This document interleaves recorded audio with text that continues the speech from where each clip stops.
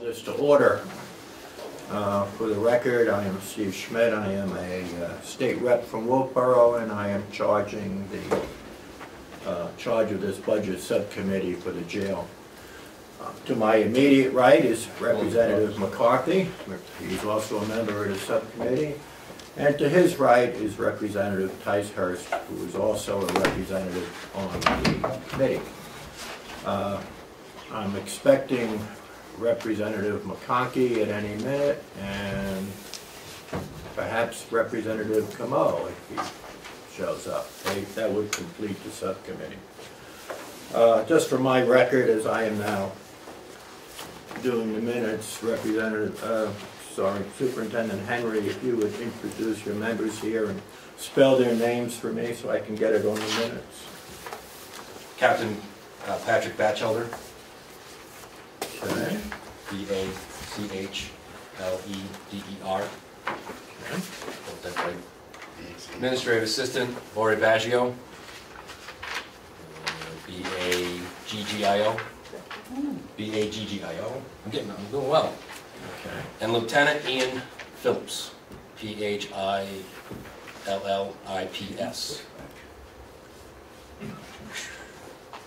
Spelling. Mike, would you do that again? I missed your last name. Phillips.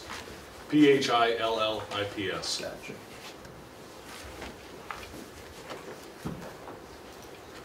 And then, of course, we have our commissioners.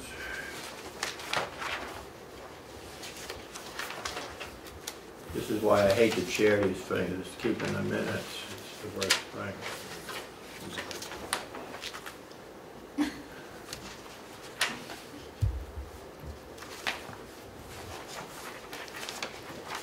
Okay, let's start it off.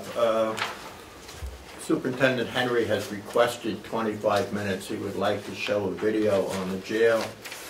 I thought it's probably worthwhile, so why don't we do that? Okay, this is from the National Institute of Corrections. It's basic overview of what a county facility, of what they do, and what we do on a daily basis, just to educate here, the public. Brief overview, hopefully you can hear it.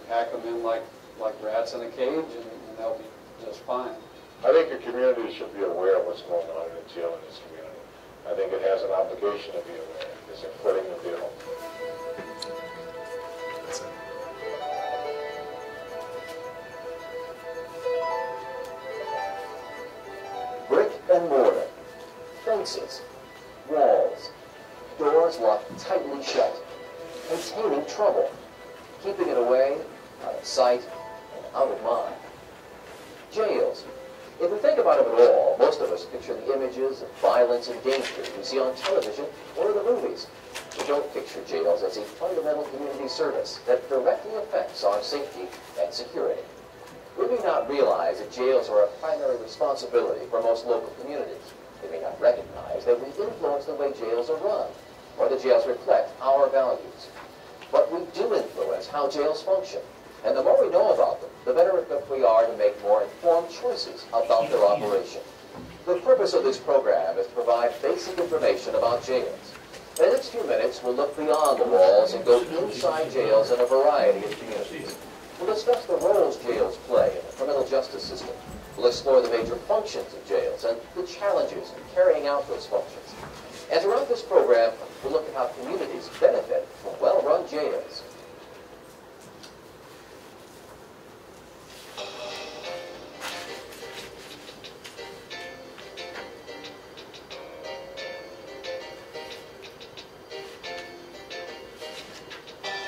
What is a jail? Jails, especially small jails, are part of the community. The basic function of a jail is definitely community safety.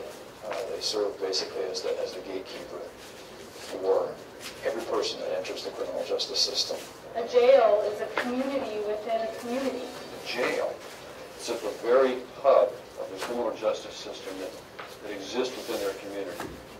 Without that jail, the police would be less effective, the courts would be less effective, prosecutors and others who are a part of that system would not be able to do their jobs and create the safe community that's desired.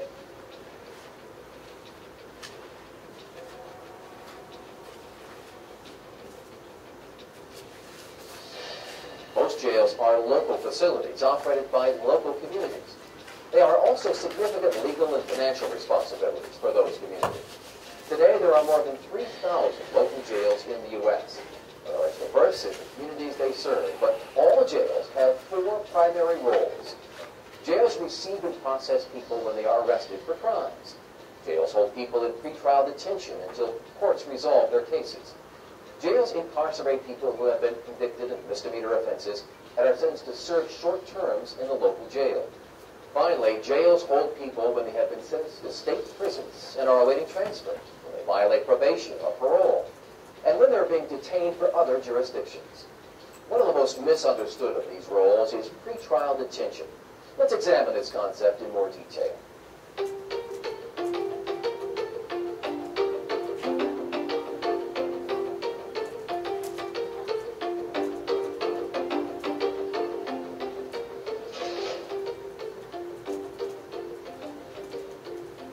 The courts allow most people who are arrested to post a bond to ensure that they will appear in court. Yes, I'm here to bond. People who are financially able to post a bond are released from jail, pending their trial. People who are not financially able to post a bond must remain in jail to assure their appearance in court. People held for pretrial detention are accused of a wide range of crimes, from petty theft and bad check writing to kidnapping, rape, and homicide.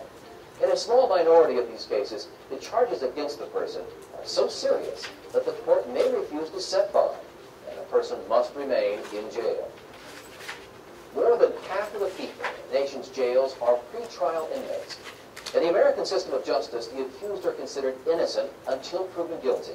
Therefore, pretrial detention inmates are in jail to ensure their appearance in court and not to be punished.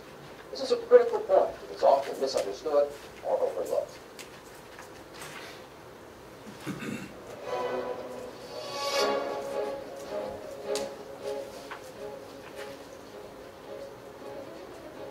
Jails and prisons. We often think of them as the same, but there are distinct differences between jails and prisons. As we've seen, jails receive newly arrested people directly from the street and hold a wide array of inmates for a variety of reasons, with most of those inmates being pretrial detainees. Prisons, on the other hand, incarcerate only those people who have been tried and convicted of serious felony crimes and sentenced to long terms of incarceration. Every person who's on death row has gone through a local jail first.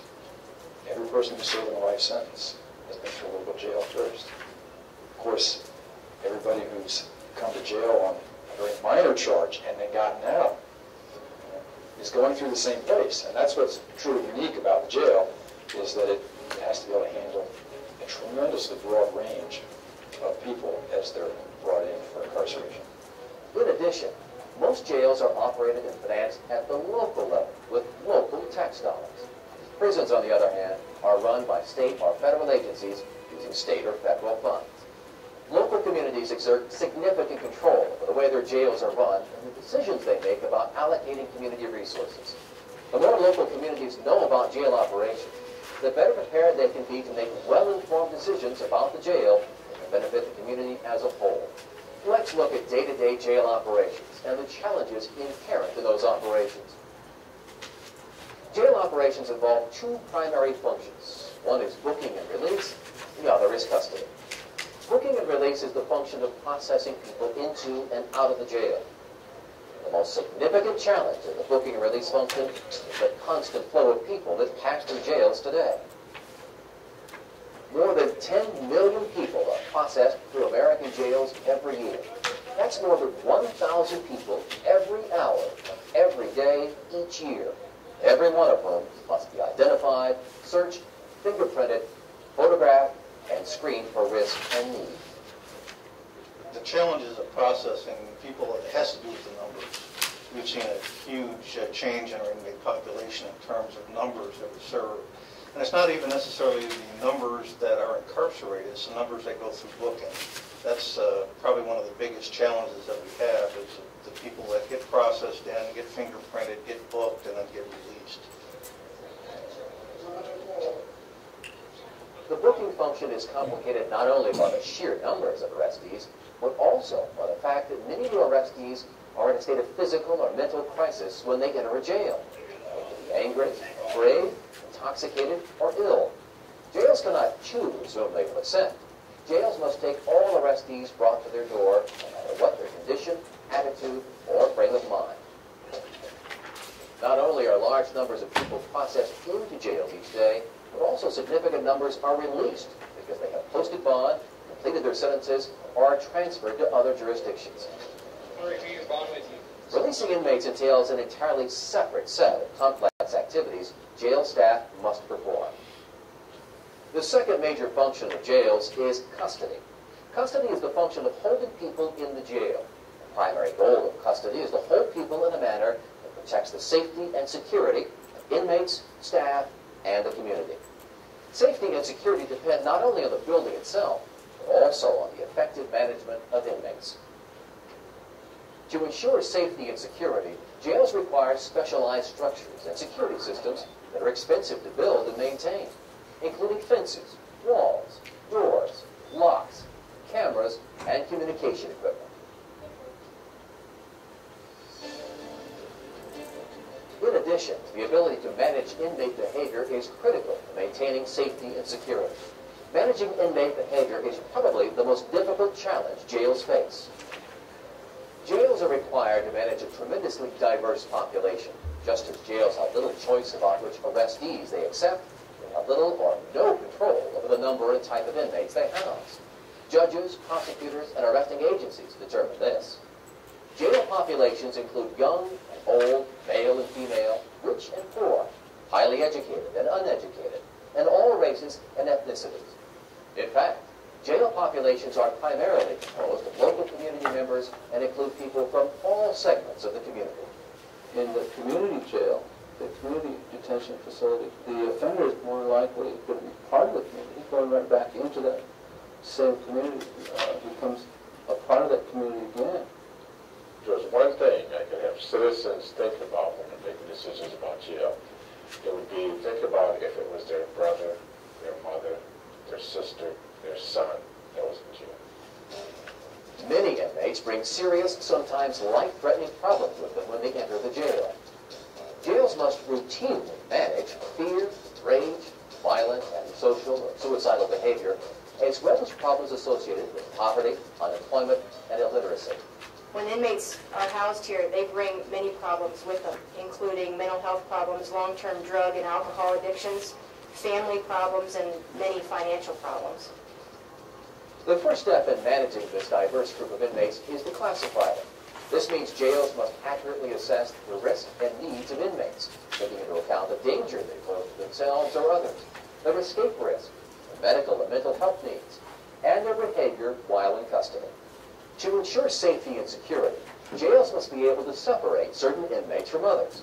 For example, they must be able to separate men from women, adult offenders from juveniles, violent or disruptive individuals from those who are nonviolent and compliant, and inmates who have physical or mental illnesses from those who are healthy. I think classification is probably the single most important component of our whole process at the detention center. I think sometimes the public thinks we just take them and throw them in a cell. And we you don't do that. It takes a lot. It takes a lot of review. It takes a lot of paperwork and looking at these people from behaviors, past behaviors, present behaviors, to charges, to get them where they need to be and keep them safely secured, and where they're not in any danger. And if you don't have the space, which is the big thing that we found before, when you have a 100-bed facility that's running 120 people, you have no place to move people around. The thing I found was interesting is once a facility is about 80% full, it's full. So you have room to move inmates from one area to another as the need presents it.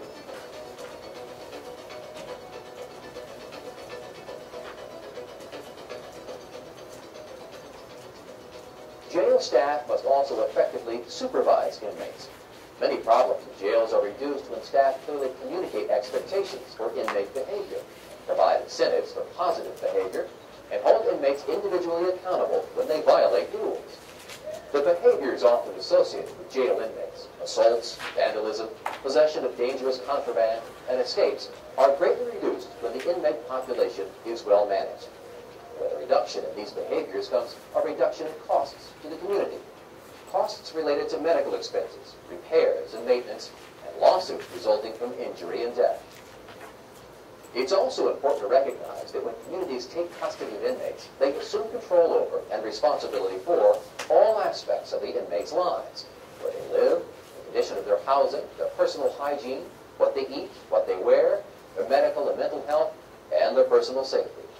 This means jails are obligated to maintain their buildings in good repair and must provide clean and serviceable clothing, nutritious meals, medical and mental health care, physical exercise, and secure storage of inmate property. Jails must also allow inmates to maintain contact with family, friends, clergy, and attorneys through visiting, telephone access, and mail. With all these responsibilities, jails are, in fact, self-contained communities.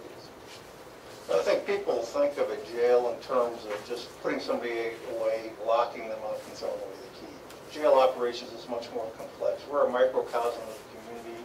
A jail is a small community, and it has all the challenges of any other community in terms of providing safety, food, medical, education.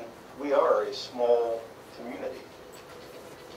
Some communities have chosen to go beyond meeting the basic needs of inmates by providing programs that offer opportunities for education, self-help, and change. These communities believe the programs are valuable inmate management tools, and that they may help prevent some inmates from committing additional offenses after their release. Jails must be well-maintained, well-operated, and attentive to basic inmate needs, not only because this is critical to safety and security, but also because the law requires it.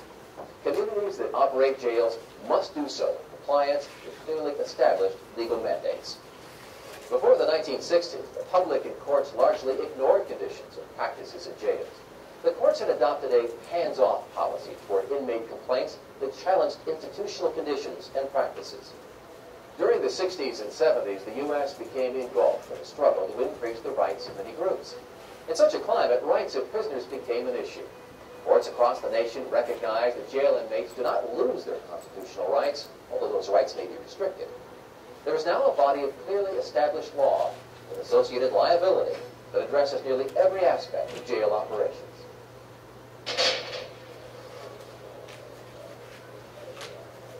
Failure to meet the legal standards for jail operations can lead to crises, such as inmate and staff deaths, escapes, riots, fires, and hostage incidents. Incidents such as these can result in lawsuits, federal court intervention, significant legal costs, and financial damages that can severely and adversely affect the function and services of local government. If they don't care, if they don't get involved in the operations of jails and directions jails are going, then the resources that they now enjoy for the quality of life things like parks and recreation, museums, libraries, and things that enhance the overall quality of life for the community, they'll have to find other funding sources because the jail will eat up all of those resources. As we've seen, the jail is actually a self-contained community within a community containing a diverse population with diverse needs, a community that must carry out many complex activities in order to function, a community with a high level of potential liability. Adequate resources are essential for this community to operate effectively. Jails are one of the most costly functions of local government. Their specialized facilities are expensive to build and maintain. Jails operate 24 hours a day, 365 days a year. This makes them staff-intensive and results in a high level of wear on facilities and their equipment, fixtures, and furnishings. The county jail that we run is one of our largest funding burdens that we have on the county, and it's funded through both the property taxes and gross receipts taxes of the community, and paid for exclusively by the local community. There's a cost to running a jail, but I think there's a bigger cost to running an inadequate detention facility.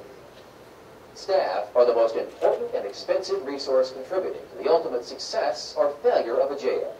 Now, given the challenge of managing the inmate population, the wide array of activities, the complexity of those activities, and the significant liability involved in jail operations, hiring and retaining qualified staff is absolutely critical. Jail staff must be highly competent and well-trained. Our personnel are our most valuable resource that we have. We can have the infrastructure, we can have a facility, but without appropriate staff and appropriately trained staff to manage that, we're dead in the water. They have to follow that inmate. They have to provide medical care when it's needed. They have to feed the inmate, you know, all these things. There is nothing more important in a jail than the guy that's working the floors.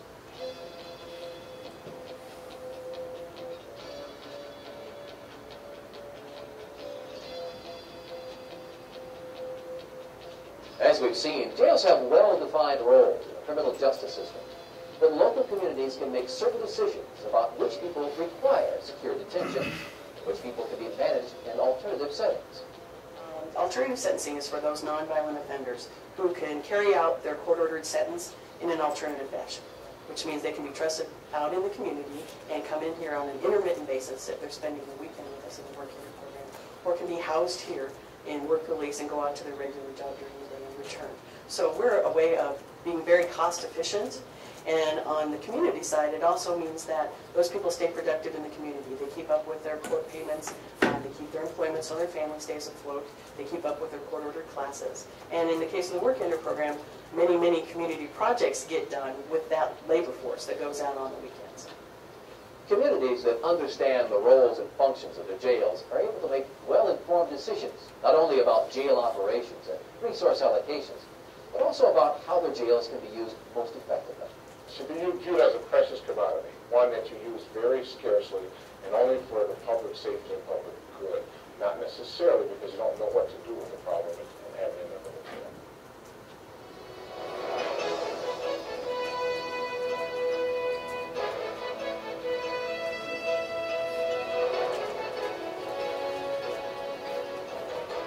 Jails have a far greater significance in our communities than most of us realize. They are a primary responsibility for most local governments. They're a critical component of the criminal justice system, and they play an integral role in providing safety and security in our communities. When a community recognizes the importance of its jail, addresses jail-related issues, and supports the jail with adequate resources, the community as a whole benefits. The community can gain a greater voice in how its jail is run, reduce liabilities associated with its operation. The community can benefit from a safer, more efficient jail. This, in turn, can provide the most important benefit, a community that is safer and more secure overall.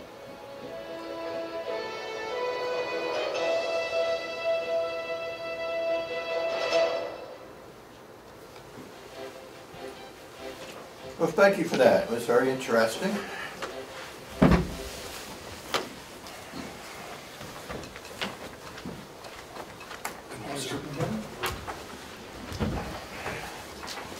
Good morning, Mark. Morning, sir.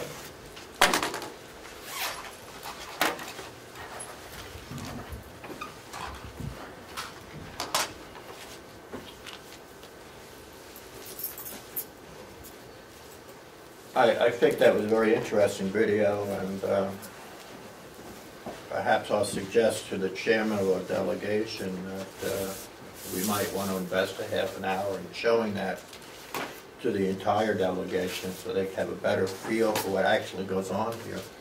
And so I appreciate you bringing it in. Any questions before we go forward here? I didn't see any disclosures at the beginning of the film, but are there any copyright protections? Nope. National Institute of Corrections, distributed freely. Okay. Anybody can get a copy if they would like. So. Thank you, Jason. Yeah. Okay, before we get started, I just want to say a couple of things. We're here for our budget subcommittee. What we're going to do today is we're going to go through the jail budget. We're going to go through line by line. We will have the opportunity to ask questions. We are not here to argue. We are going to be quite civil. If we have questions, we will ask the superintendent to get back to us in writing, or he will have the opportunity and the commissioners to satisfy your question here. And so are we all clear on that? I hope so. I just want to go forward and make sure we are all reading off the same piece of paper.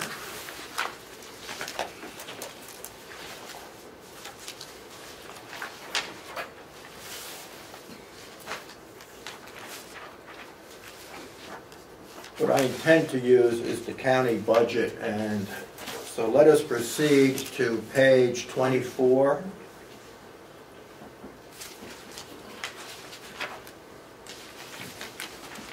This is what I intend to work off, and sometimes we go through this, we're halfway through and we find out that people have different copies. Now,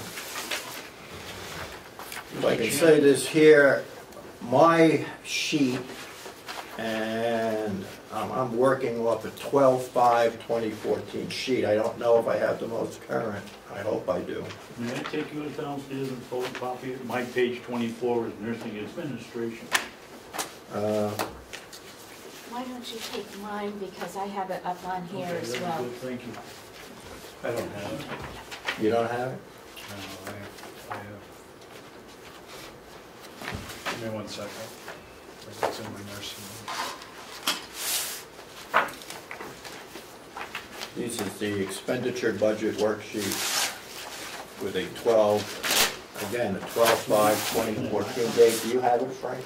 I have the page, but what they have up on there, everybody can see, is this here. And I would perhaps suggest that we go off of this one that they handed out. That one is the same as this one. It is the same figures, and but then it goes along with what they have up on the screen there, so it might be easier, I don't know. okay, it could be. All I wanted to do is to be comfortable that we are looking at the same worksheet at that same point in time. So that's my only concern now. Is your sheet taken off the last 12/5 sheet? The newest one's on the website.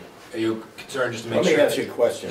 Your bottom line total budget is at 3413721. Yep, and what I have on the board here is all correlated to what was given to the commissioners and what is that's on the magic website. number. Yes, and what's okay. Each category is on the website.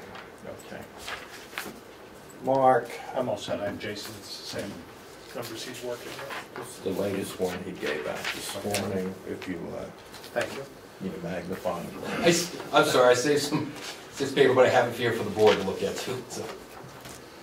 Okay. And just bear with me one more second. Okay. Do half the lights turn down? I mean, I don't know if it's easier to read. No, it's just my eyes. Okay. Okay, this sheet mirrors this sheet. We're all on the same page, and we can go forward. Okay.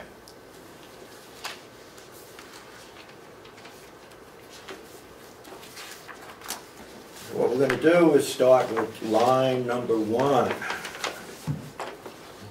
which is line 5, overtime. We had a budget of approved for 13 of 41,955. You're in for 42,000 this year. So I'm viewing that as a flat request, or am I missing something? Approved budget last year was $30,000. The expended was Not quite. $36,000 at this time when that budget was put together. So we're over on the overtime budget and asking for $42,000 for next year. Okay.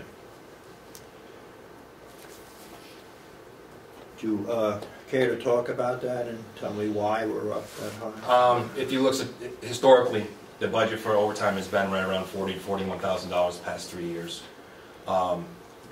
Overtime covers sick, vacation, FMLA, military leave, people out on other leave, academy. So training, because they work 12-hour shifts, we've changed training. We have an in-house program that covers most of the classroom portion of it, but they still have to come in on different days to do their hands-on portion of it. So that covers all of those things. We have this discussion every year, and every year we talk about how the turnover rate drives the overtime budget among some other things. So, are you still anticipating a 50% plus turnover rate? We had 50% last year, 50% the year before. 2 openings right now. One just put his letter in for 2 weeks. Another one who might be going. I can't guarantee you. There is some positive stuff. The commissioners, along with the union, have come to a tentative agreement on a contract, which I think, if it's funded by the delegation, there's some positive stuff in it that might help retain staff. Commissioners, you're okay with the overtime rate? Any questions? So Representative Ticehurst. Thank you, Mr. Chair. I just want to confirm that our turnover rate is about what it has been in the last few years. No big changes that way. No.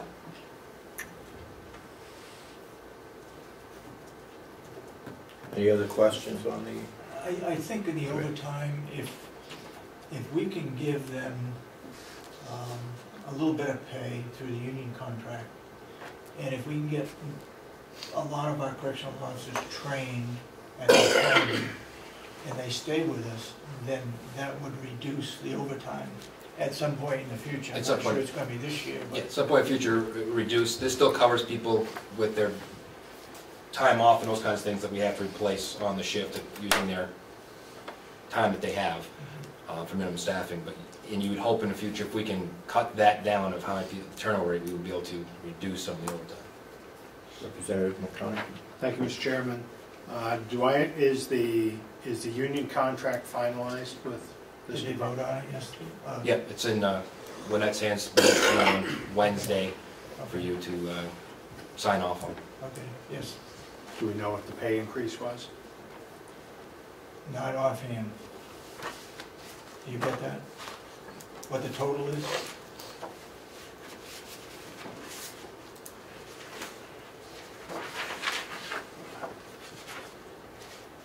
Do you want total what's going to cost, or what the contract looks like for pay scale? Pay scale, if I could, Mr. Chairman. Sure. Is it okay if I? Yeah.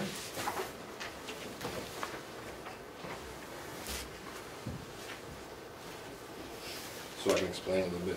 Yep. Right now, all officers start $13.25. After 6 months, they get 50 cents. After a year, they go to $14.25.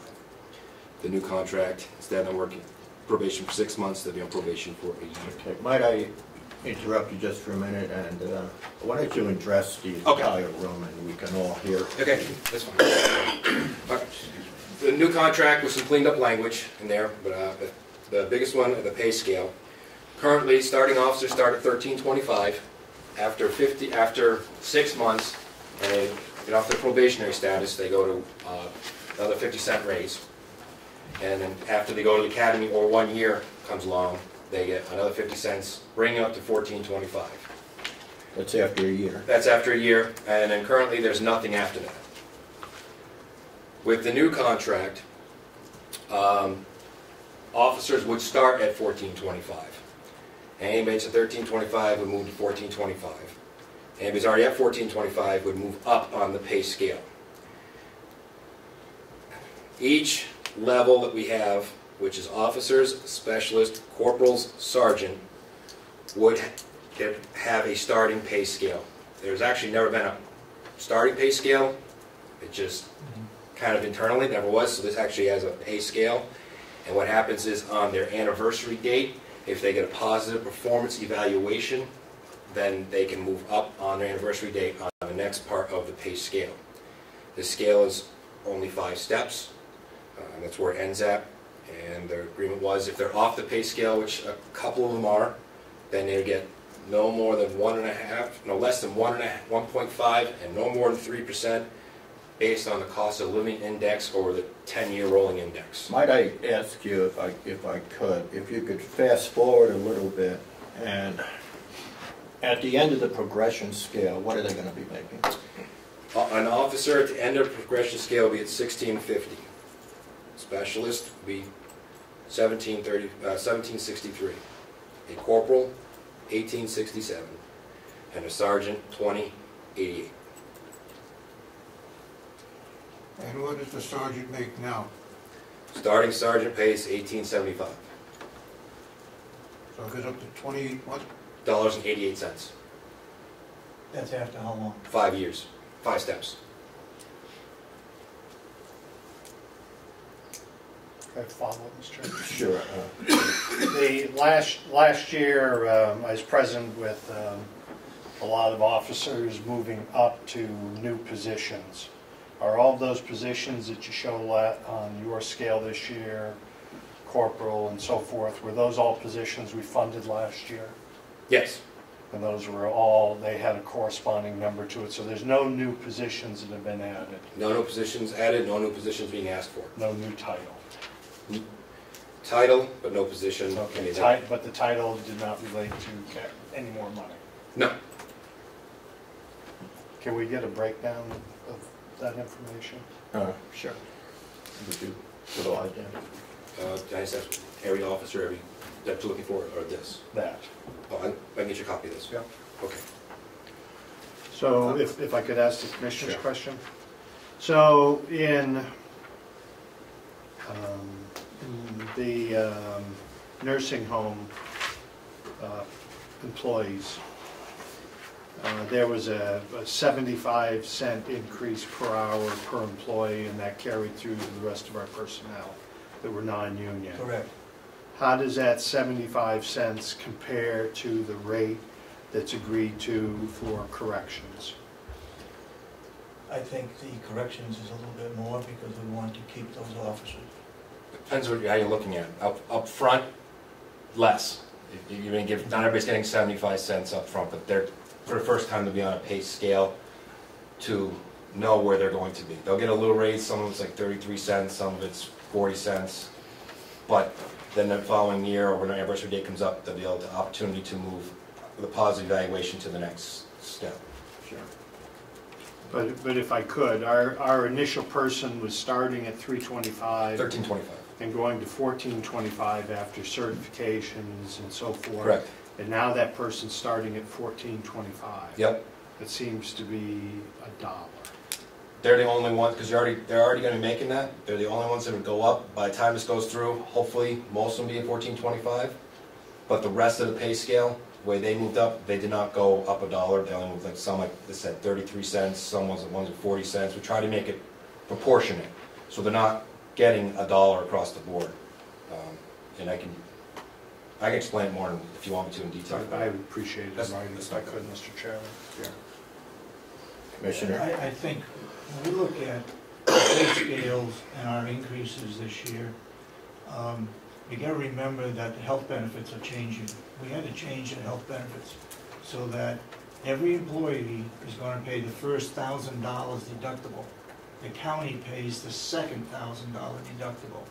Now with the jail, we haven't got to where we need to be without the county getting a penalty, and that's why we only have a 2-year contract with the jail. You're referring to the Cadillac tax? Nursing home. They're So that the next step, we will get to where we are. Maybe we gotta go through a $5,000 deductible, but we won't know that until 2 years. So this is a change also their health care benefits that the union agreed to on this side. The employees were not paying $1,000 out of pocket. So now they are actually paying $1,000 out of pocket first before the medical. Yeah, let me ask you another question then, because, you know, again, for the record, I have been a proponent of establishing type of scale here to reduce that turnover rate, which I thought was ludicrous. Where, I guess even at this exact moment in time, Carroll County is still the lowest paid in the state, I would presume. Yes. What does this do? Are we still at the bottom, or are we climbing up a tad? Or Climbing up a tad. Climbing up a tad. We won't be where, me personally, won't be there where we need to be, like COAS and Belknap. We'll never get there, but a COAS is a little higher. I think this is a good start for the union and commissioners. It's a very good start. With the pay scale, I think we're a lot closer. And I think it would help keep people. Representative McConkey. Thank you, Mr. Chairman. For the Commissioner, my understanding from sitting through the nursing home last week was that there was a variance in what deductibles were being paid by plan. Individual was my understanding. The employee was going to be responsible for $500. The two-person was $1,000 and $2,000. Representative McCarkey, my understanding is they pay the first $1,000 on the new plan. That will go into effect the 1st of July. And is the county paying half of that? No, we pay the second $1,000. It's a $2,000 deductible. I understand deductible. I guess my question's for Commissioner Babson. Isn't that different than what we discussed at the nursing home last week? I might have, I couldn't remember, Mark, whether it was 1,000 or 500, but it's the same 1,000. I might have given you the wrong. Okay, so I think I told you 500 was it should have been 1,000. Okay, so if I could follow up with Commissioner Sorensen. So if I have a individual plan, if I have a two-person plan, or I have a family plan, is it the $1,000 that they're responsible for? Is it all the same scale? It's $1,000. Can I answer for it? It's $1,000 per person on that plan. Yep. That they'd have to pay. So if you have 3 people on it, it's $3,000 basically before it kicks in on each individual person. Plus, if you have a single plan, it does cost you less. Two-person plan costs you more, and a family plan costs you more. So each one of those plans costs the individual employee more money as well. It's not all paying the same plus deductible. But because of the plan, we pay 80%, they pay 20%. So when we went to that $2,000 deductible, that dropped the plan, the cost of that plan down, so that both the county and the individual are going to save money. For example, the individual will save roughly $200, but that doesn't make it up if they have to pay a $1,000 deductible. That's the $200 towards that. Follow me? I think I do. And it might be a good thing for our next full delegation budget meeting if you can provide us a sheet with that breakdown on it. Mm-hmm. I would be interested too. And another way of saying this is, what is the maximum out-of-pocket expense for an employee for a single, a two, or a family? $1,000 per person. So max is a person with 10 folks in the family is 10 grand? And that's right. Well, that's on top of what it costs out of pocket to pay for the plan. So it's $1,000 out of pocket to get your benefit, plus I'm not sure who gets a family plan. I do. You get a family It's plan? $248 per 2-week pay period. So it's a little $400 a month for the plan itself if you have a two-person plan? Yes. A two-person plan, plus the other $2,000 you have to pay out of pocket before your plan kicks in. So you're looking at out of your pocket, well, $400 a month plus another $1,000 on top of that. Okay. And of which of the policy, the county is paying what percentage on the policy? 80%. 80. So the employee is responsible for 20% plus the deductible. Correct. Representative McCarthy? I'm just a little bit confused. If there's an employee with a wife and say 5 children, there's 7. It's going to cost him $7,000 or $1,000 per? Per. Okay, now, that I figured that, but my question is, do they, if one of the children go in, right, and his bill is $400. Now another child goes in, his bill is $400. They separate it on each individual, is that right? Yep. Okay.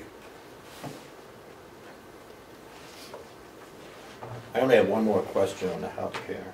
After this contract, is this still considered a Cadillac health care? Yes. But we're getting closer to reducing that down. So the next time, 2 years from now, when we do another contract, we will be at where we should be. Plus, the healthcare provider is working on several different plans that they didn't have right now to prepared for the Cadillac tax. There's some that our provider now is not offered. Some of them, this is a better one to get us closer. By then we'll have more options, or the law might change too, but we'll have definitely more options to get there. Okay. I know this contract has just been settled.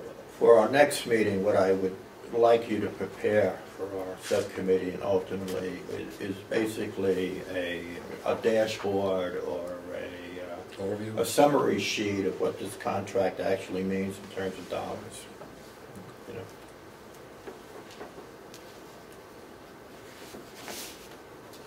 And I think until we get that, do we want to talk about the salary line?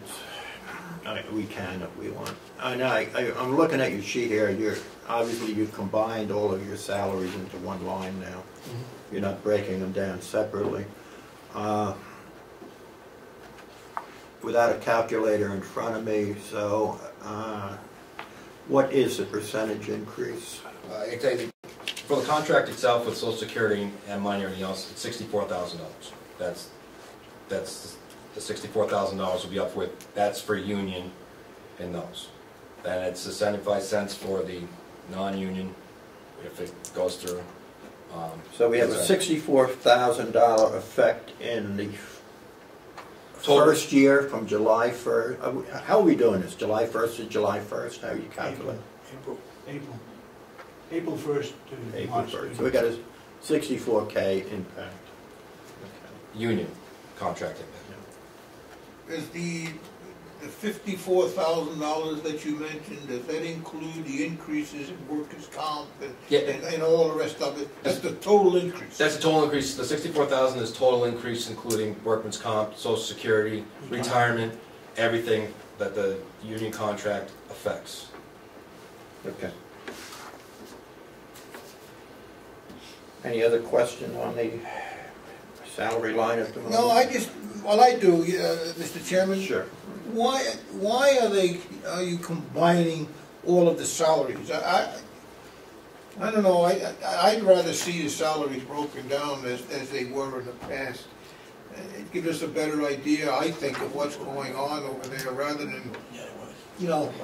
Now, there's a couple. I've looked at other places, and combining it a lot of times is easier because sometimes I don't have enough medical staff, or I don't have, some of the pay is taken out, if people leave, is taken out of that line as well too, or filling in with my part-time hours comes out of that line, rather than trying to switch the lines around, salary, salary, salary, when I looked around at other counties.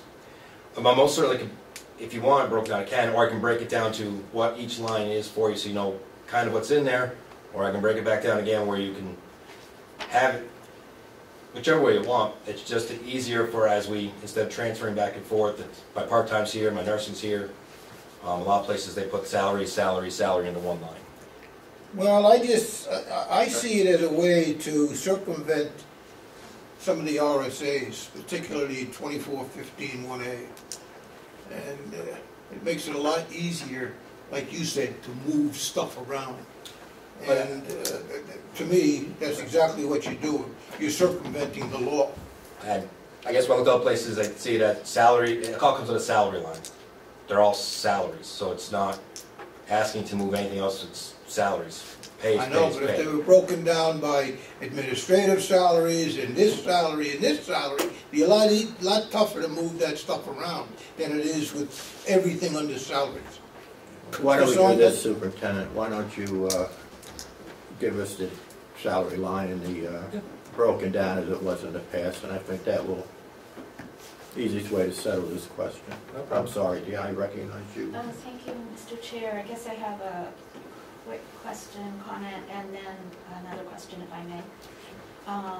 But I think if you separate them out on the budget, that is going to have a practical impact on how you can operate in the jail, because then if you have to use one person in one position for another purpose, you're going to have to come and get permission from the delegation. Is that correct? Correct. Right. So that has an impact on how efficiently the House of Corrections operates.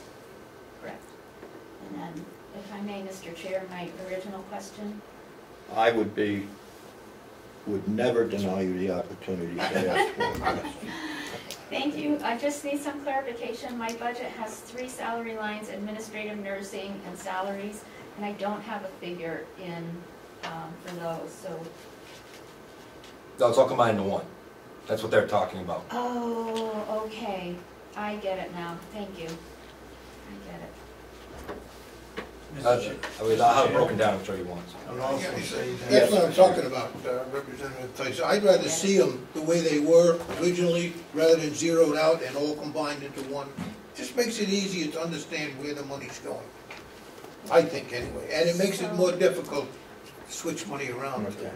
Not to beat it to death, but we're in agreement. We will provide that as it was, so we'll be in good shape. Commissioner Sorensen, you had a question? I was just going to say, salary line item is one item that we don't use that for any other item in the budget. Salaries are salaries. What is left over in salaries is left over in salaries. It's not transferable to another line item, salary line item. Okay? You understand what I'm saying? Yeah, I understand, but there are different kinds of salaries. Just like I know that, but all the salary items in all our budgets throughout the whole complex, we don't use any of that salary money to offset something else. Okay? Except another salary. Yes. Yeah. Okay. Any other questions on the salary line?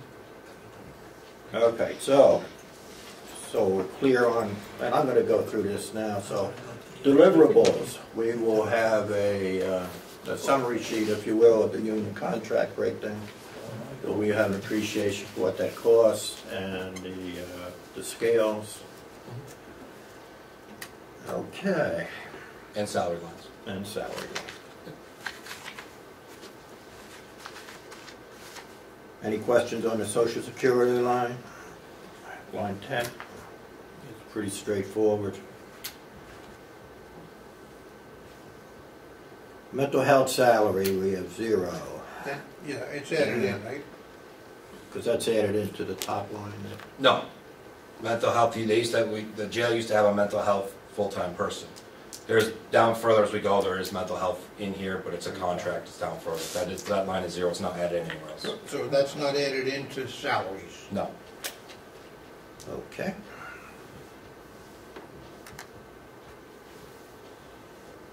Line 12, medical insurance.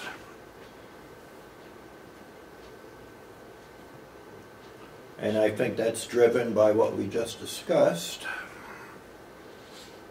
Part of it and depends on who takes a family plan, not a family plan, so that does fluctuate depending on who's on plan.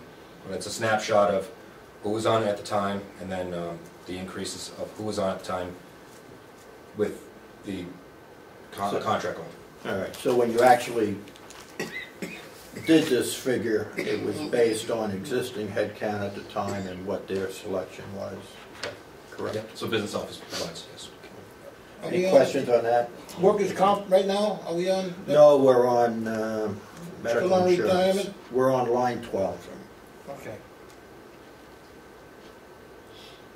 Thank you, Mr. Chair. Sure. So this is another case of how we're budgeting on what we hope will be our medical insurance expenses and not on what we are obligated to pay if our employees choose to get a fuller plan. If everybody had a family plan, it would be more.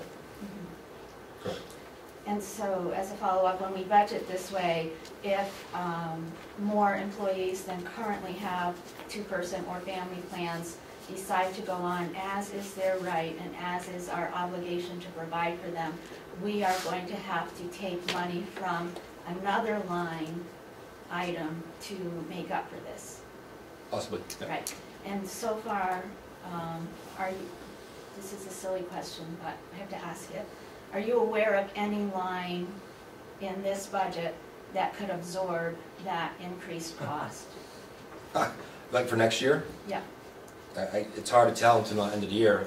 You know, if your overtime's down, meals are down, you hope, ask for any padding in there. I hope not trying to put padding in the budget. So the end of this past year is maybe $35,000 left in 2014's budget.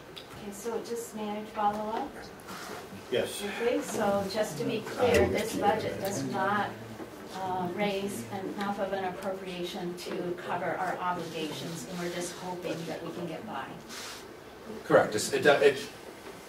Yes, it's not there where if everybody took for some reason everybody took a family plan. There are people that don't take the plan at all and use their significant others. If everybody came into the fold and had a family plan, yes, it would be tough. That's across the board in the entire county. That would be tough to absorb everywhere. Representative McConkey, you had your hand up. Thank you. Yes, sir. Thank you, Mr. Chairman. I'd like to follow up a little on that. The representative referred to it as a right. It's a policy of the commissioners at this point that if someone wants to move from an individual plan to a two-person plan or to a family plan tomorrow or the next day, they can do that. That's by policy. I wouldn't consider that a right. So if we have, and if I'm incorrect on the policy, then the commissioners can straighten me out on that. Secondly, if the budget is so tight, perhaps the commissioners could issue a new policy until the next budget cycle that the employees would have, or hired on, would come on as individuals and have to be considered case by case going forward, so we wouldn't have those swings. Representative McCarthy will express great anger at me if I do not recognize him at the moment, but he had his hand up. So. Yeah, I'm going to get back to potential violations of 2415, exceeding appropriations. You have a budget here with 93 line items, and right now 10% of them have been exceeded.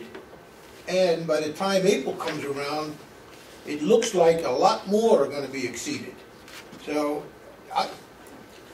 budget you know, you can go. The budget ends December 31st. Yeah. You can. It ends December 31st. Okay. Well, union contracts yeah. April 1st. Okay. I thought you said April before. Anyway, 10% right now are over.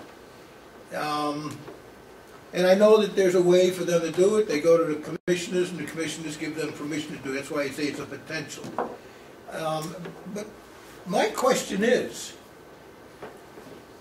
right now I got it figured up for almost $52,000 that's been exceeded in appropriations. Where's it coming from? Nowhere does it say, well, we took the money out of this and moved it up to here. I would like to know where the money came from, and I'll tell you why. Because if it's fine to take money out of an appropriation and move it into another appropriation, and we should be able to decrease that appropriation the next year because you didn't need the money. So I would like to know where it comes from as well as where it's going. Commissioner Babs? Representative McCarthy, one of the reasons is in a 2-week span, I signed checks for over $36,000 for medical expenses. That wasn't budgeted anywhere. And we're gonna move to a different, or attempt to move to a different program this year where over X amount of dollars will go into a fund in the commissioner's budget so that the superintendent doesn't have his budget going like this, depending on how many appendectomies we perform on an individual, or dental bills. The medical bills would choke a horse over here, and there's no way to forecast it. We don't know who's going to get sick, and so yes, it's going to come in here, and it's probably one of the items. I don't have your sheet, but it's probably one of the items we're over. We're going to be over pretty quick. We're over last year. I'm not saying that there aren't valid reasons for moving appropriations. There are, I know that. What I'm saying is that if you move an appropriation, you should know where the money's coming from. You got to take it from somewhere. Where is it coming from? If you're taking it out of another appropriation, that means that appropriation had too much money in it to start with. So the next year it could be lowered. That's what I'm asking. If you're going to move appropriations, fine. That's up to you. You're the commissioners. You have the authority to do that. But I would like to know where it's coming from. And I'll tell you something else. Under 91A4, if any citizen writes and says, you moved an appropriation, they have the right to know from where and to where that appropriation came from. I would just like to say too, some of the money I froze because I was worried about going on a bottom line budget. So say to take money away from a spot, you know, I didn't buy handcuffs, I didn't buy some of the things we need because I was worried about going over the bottom line budget. It may clothing be one of them. They're going to get, they're getting a letter from me regarding the law says you can't go over a line item budget. So bottom line budget has been. The bottom line doesn't mean anything. No, but I also brought forward to the commissioners. Bottom line is not an appropriation. No. It is the sum total of appropriations. And that comes out of the Superior Court in Belknap County just now. That the laws are written much different. The bottom line is nothing. It's the budget, sum total of appropriations. 24-14-1A does not talk about the bottom line. It talks about appropriations. And I understand. I froze things just because I was concerned. I was concerned about the bottom line. Did not want to come to here saying went over. I have given letters to the commissioners of every line that's over, so they're well aware of where it's over and why it's over. Okay, again, I'll go back to my original question. Yeah. Commissioners have the authority to move appropriations. I don't question that authority. What I would like to know is if you're going to move $50,000 around, and some departments have moved as much as $150,000 around in the past, I would like to know where it's coming from. I guess our alternative, Commissioner Babson said $38,000 in 2 weeks, which we probably didn't budget for. Our alternative is to come back to the delegation for a supplemental budget, and that costs money to do that. No, I don't see where a supplemental appropriation costs money. There's room for it in the bill. Also an emergency appropriation. So, okay. Do you have another question? I just wanted to return to line item 12, which we were discussing, which was the medical insurance. And Yep. I just want to ask if we have contracts or written agreements with employees when they come on stating what we will cover for insurance. It's in our policy handbook. It's in the union contract as well. Yep. So we do have that obligation. It's semantics, I think, whether it's an obligation or whether it's a policy. It has to be done. Most union contracts do have a section under life events, what an employee may do or may not do, and baby comes along, marriage comes along, divorce comes along. So it's typically spelled out in the contract. For the non-union folks, then it's county policy.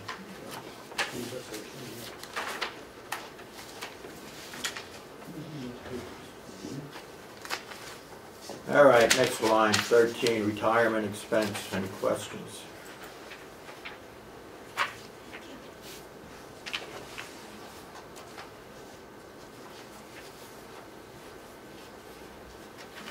Mr. Thank you. An inspection that we did. That was Mr. Chairman, Yes, sir. it dropped slightly, at least for the 2015 recommendation by the commissioners. What caused that little bit of a drop? Yeah, we'll get it from the business office because we have had a couple of sergeants leave. So people have been there with a little bit of time. Retirement costs more the longer they're there, so now we're losing, if you lose a lot of staff, it's based upon what they make. So a lot of staff now are back at the beginning again.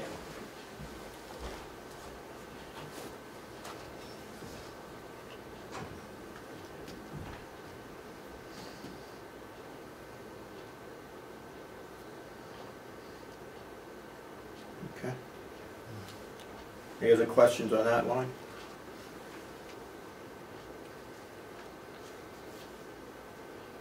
Workers' comp line is steady, and I guess that's another business office one you get. Yeah, but it's Yeah. steady, but is the new contract figured in on that? From the business office, everything's figured in on it. They gave me all the figures, said it's figured in.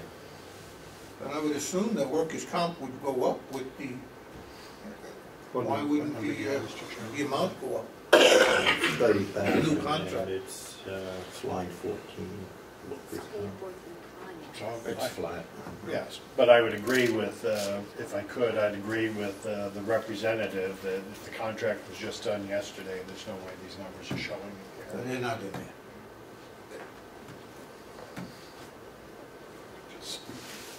Some of them went up.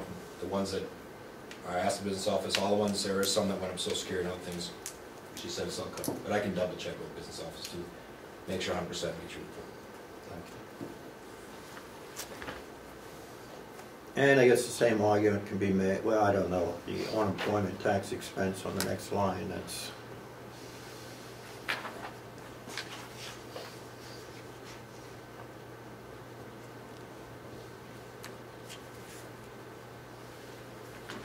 It's a question on that. Who gave you that line? The business office again?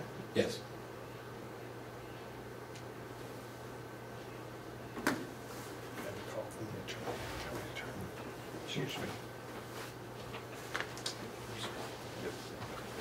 Through the end of 13, we only spent 62, and now they want 93.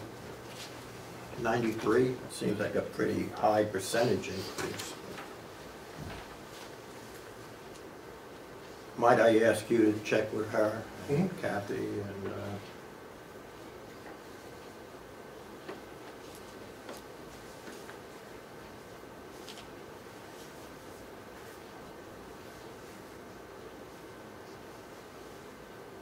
Mr. Chairman? Yeah.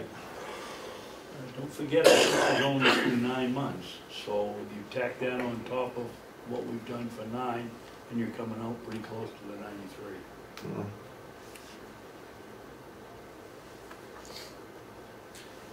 I'm just looking at the total dollars as of the end of 13. And now we're going to, I mean, it's a fairly significant percentage increase. And maybe we have no control over it whatsoever, but it's... This is helpful. For you, sir. This is through December 31st.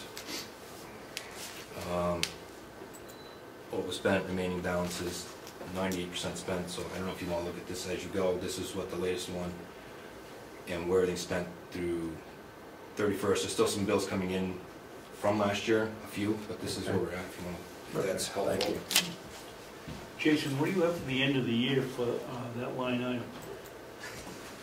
I just gave Representative Schmidt.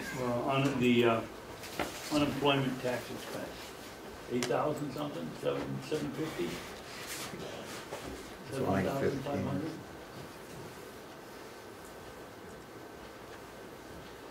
Remaining balance. It's like $2,000 left. 2,200 bucks. $2,200, but then the remainder of 2014 is still trickling in, so.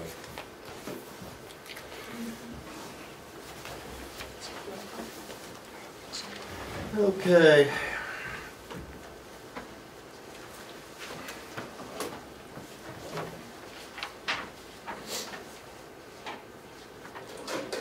Next one is dental insurance, which is considerably up. It's up 100%. Boy. The dental insurance, we did budget 100% because it's one of the benefits. Everybody can have the individual plan. At no cost to them, so budgeted for, everybody can take it, so they should be taking it because it is a benefit that at no cost to them. But we want to make sure that. Has that been in effect all along?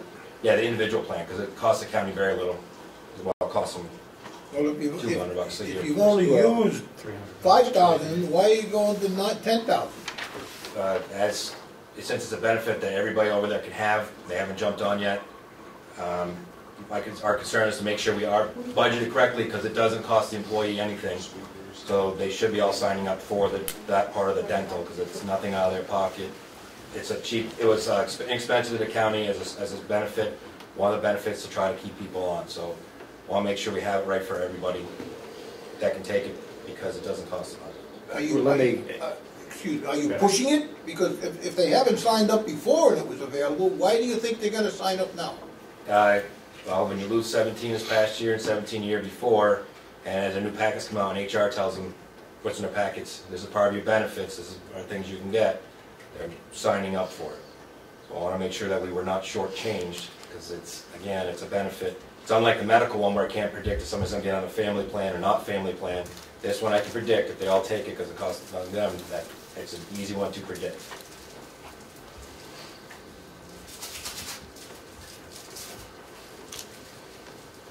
I kind of agree with Representative McCarthy. I keep looking at it, and just for my own clarification, now, prior to this current contract, that was a benefit, I assume, dental insurance. And if it cost us, say, $5,000, then why would I expect it to go to 10? That's if 100% employees. Well, didn't they do that before? Would they not have all signed up? I don't understand. I think you have better education now coming with a new human resource director and of education of people, what their benefits are in those. So I don't know if there's much education-wise before.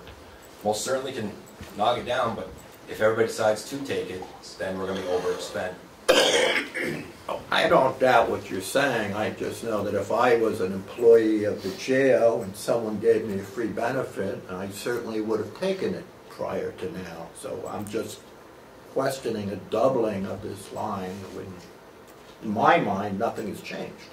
Except 100% turnover in 2 years. It's 50% every year. Right. Can't keep adding. Can we get some kind of information of the percentage of employees that were on it for the last 2 years and what he expects to be on it this year?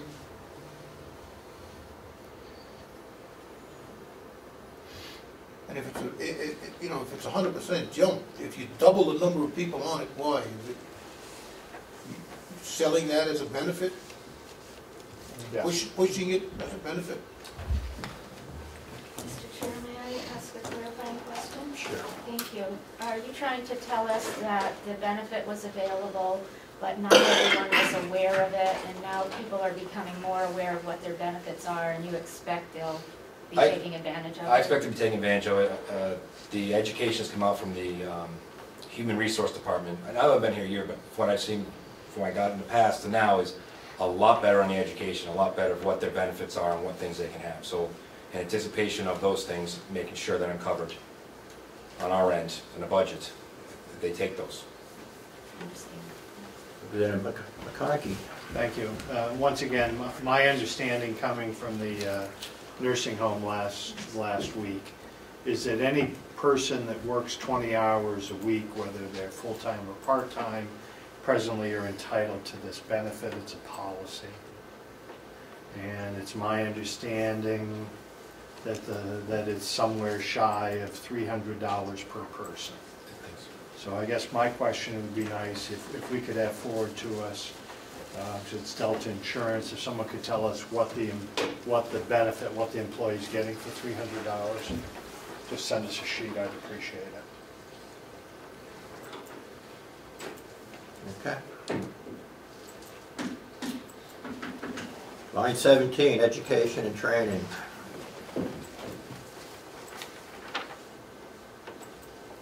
Now that's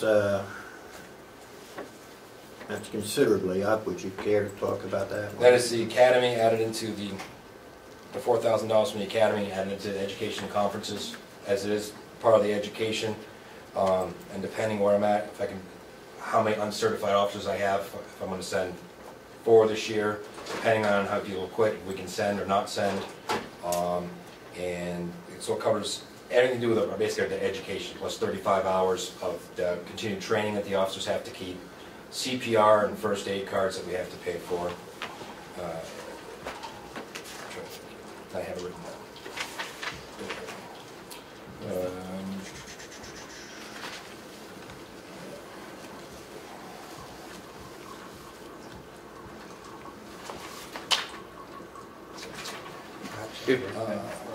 Tuition also covers tuition reimbursement per the contract at $2,500. All annual conferences, Primex, Association of Counties, American Jail Association, mandatory 35 hours of training each officer to complete to keep their certification, and other approved trainings. Cost of assigning new staff to New Hampshire Association of Counties Academy. Representative McConkey.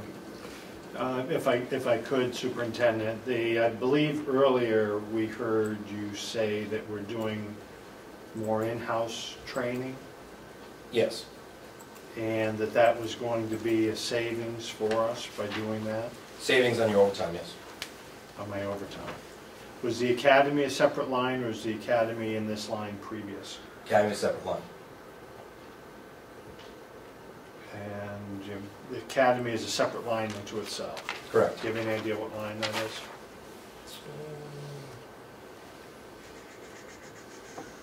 Academy, 30. 30. Okay, so academy is not included in your education and training. It was brought over from 2,500, is that right? 4,000 into this line? Correct, 4,000 into that line, yes. Okay, so 4,000 into my education training is your increase from $10,000 to $14,000? Correct. Okay. Say that again, please. They took it from the academy line, put it into the education. Moved it up? Moved it up. Combined them again. Combined them, so the difference, there is no difference in that line, it's $14,000. 14,000? Yeah. Correct. Same amount of money, put it there.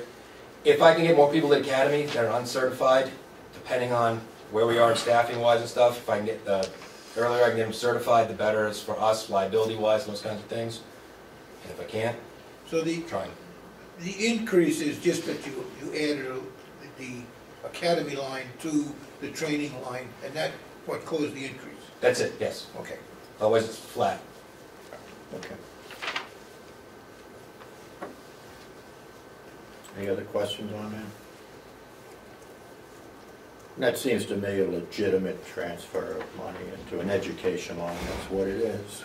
So, includes academy.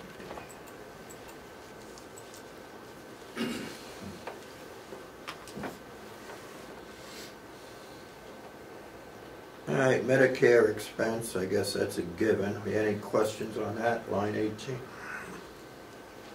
Again, all these ones I got from business office, I will double check and report back to you to make sure that I was told all the changes are in there needed for the contract going through, but I will double check and make sure.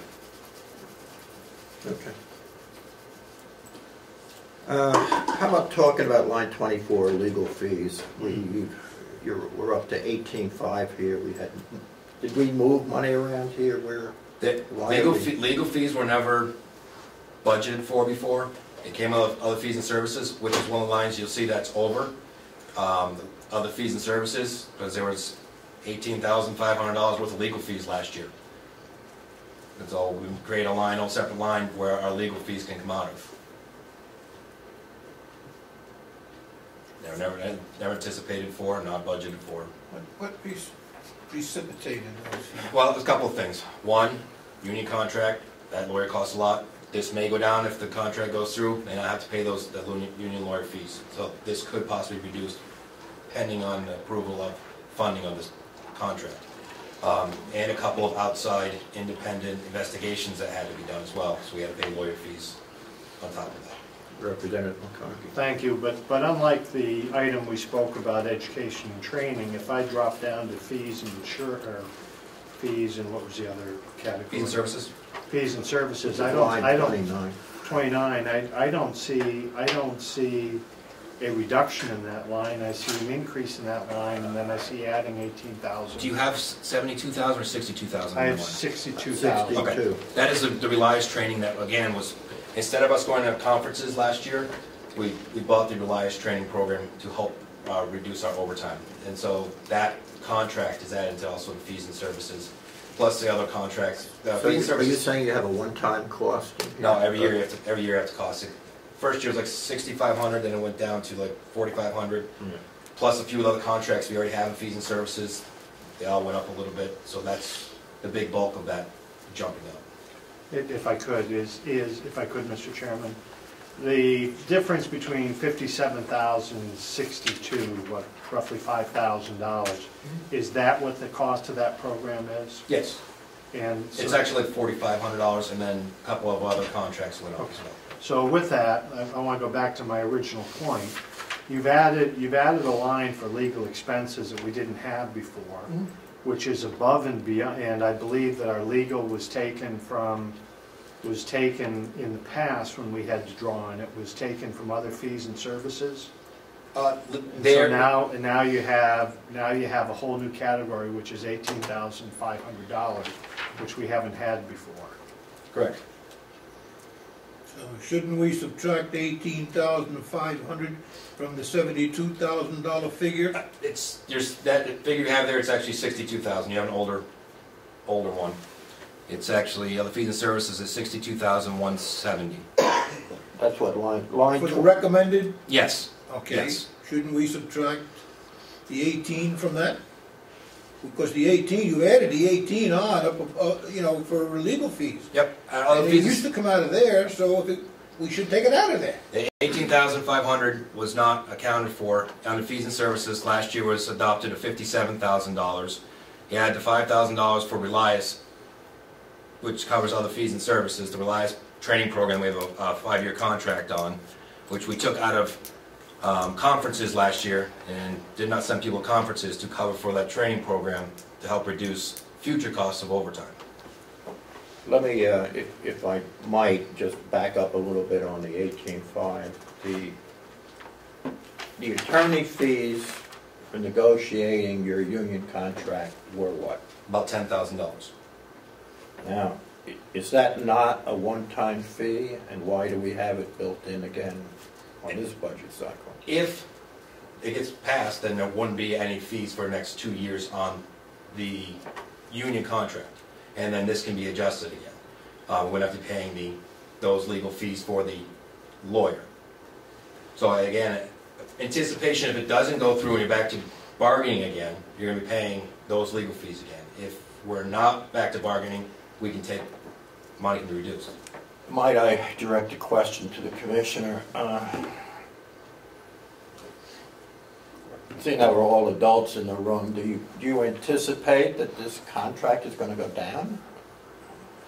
I don't believe it'll go down on the Commission's side, but it's up to the delegation. They have to approve it. It's the funding end. If it doesn't get funded, then they have to go back, and they'll probably go back to the beginning of renegotiations. And we have to have the money in it to pay the lawyer if we have to go back and renegotiate.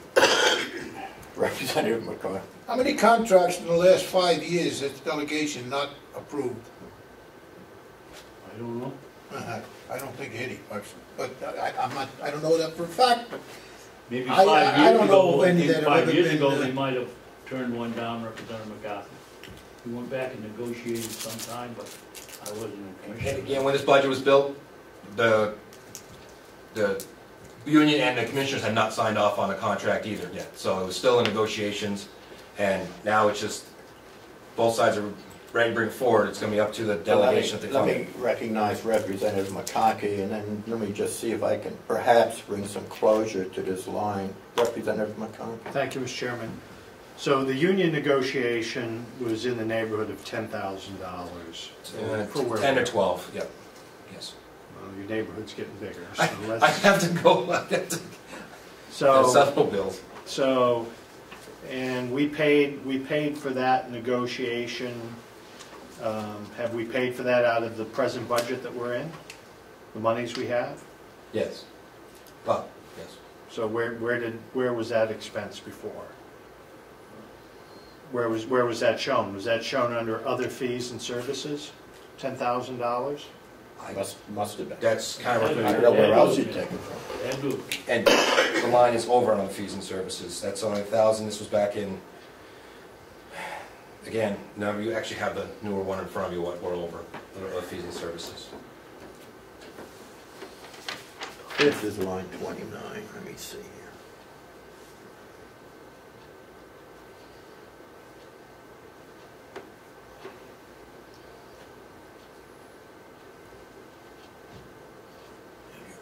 I don't show it as over on this one. Year to date, I'm showing 65,767. Over? No, and you're over 8,700 bucks. Where are you at, Mr. Chairman? Line 29, because I already had those over $1,000 here. Well, I'm looking at it, I think. What line are we on? 29. Other fees and services, we had an adopted budget of 57K. Yeah. The actual year-to-date posted, which I believe now would be through December 31st, is 65,767, which means you overspent the line by 87. Let's rule it up and go 8,800 bucks, just to round up. Okay. Correct. Now I assume that the $10,000 in attorney fees is in this line. I don't know where. If it's not, then someone That's needs the to only place it can be. So, if I could, so and there were also other, you had alluded that there were other attorney fees that were relevant to that, so I would assume, I would offer a yes, that those extra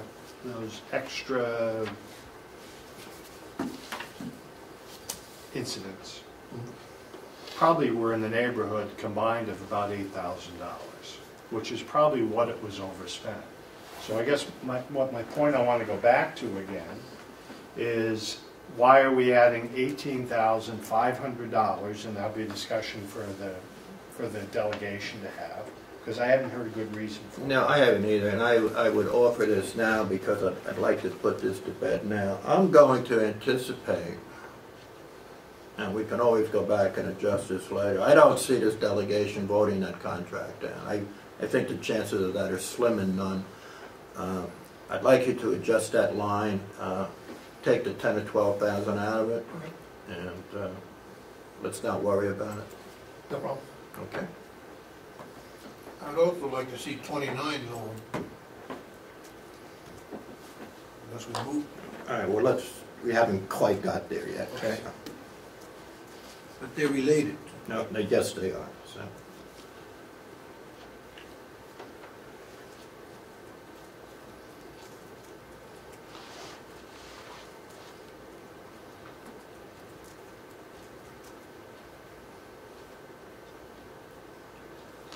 So are you going to reduce the legal fee line from 18.5? What are you going to reduce it by, what, 10 or 12? What are you going to do? In anticipation, hopefully we don't have outside stuff. I'll knock it down a little bit, between 13,000 and 14,000, take right out of it. So, I'm sorry, remove it, take it down to 13,000? No, remove that much out. Remove 13,000 out, thank you. So that line will then be 5,500 for... Yes. Okay. Everybody on board with that? I understand what you're doing, Mr. No, Chairman. will you say that again, please, for me? The legal fee line, Representative, which is line 24, Yes. will be reduced from 18,500 to 5,500. Got it. Okay. Mr. Chairman? Yeah. Will you be doing something in the way of a contingency fund should the delegation vote it down? Not at this point, no. No.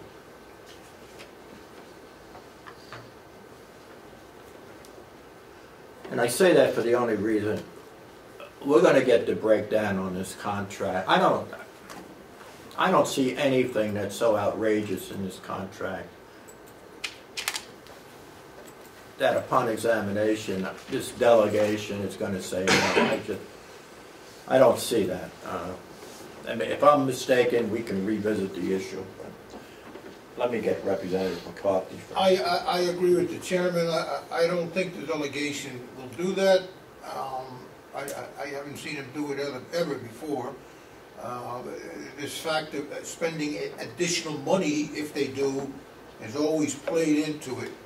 Oh no, we don't want to spend the additional money, we have to renegotiate, it'll cost us $15,000 or whatever. Anyway, but I would like to have a copy of the contract so I can read the entire contract through and make up my mind, rather than just somebody telling me what's going on. I'd like to read the contract. Do we have the ability to send that out on an email attachment? Or? We have received it in the past, Mr. Chairman. See if I got a clean copy. I know I got them in the past, the sheriff's contract and the jail contract, and I would like to have a copy anyway. Would you like the copy after the commissioners sign it on Wednesday? So both signatures are done on both sides? That's fine. Okay. And might I ask that you make that available to every member of the subcommittee, the contract? I'm with that, Laura. If I send it to you, I don't have all their email addresses. I'll take care of it then. Okay. Sure. Sometimes your said question. No more questions. It's not a statement. I agree with you that, I'm not disagreeing with you about changing those line items, but I do want to point out that we have had statements on the part of the delegation that they intend to hold the budget to zero increases. And we have a lot of things that are not under our control, such as utility costs, insurance costs, things like that. So I don't think we can be so sure that the contract is that safe.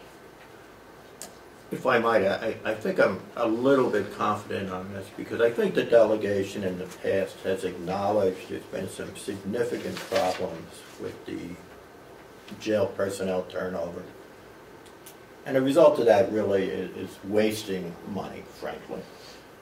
I also think we haven't gotten to it yet. And when we get to the revenue side of the ledger, I hope there's some halfway decent good news there, which when we present to the delegation will be well received. Yes, sir. May I add, sir, that we have a lot of say in that matter on the contract. We're the subcommittee, and I think if we look at the contract and we agree that, you know, it's within the realm of possibility to do this, I think the delegation, if we agree together as a subcommittee, I think the delegation will go along with us. Great. Representative McCarthy. Thank you, Mr. Chairman.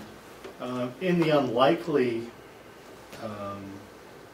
happening of the contract being turned down, and with $5,500 in this line item, and knowing that there was money in the other item, I believe the county would be covered anyways in that unlikely item to happen. We've added $5,000 into a new line, so I think we're fine. Okay, put that one to bed.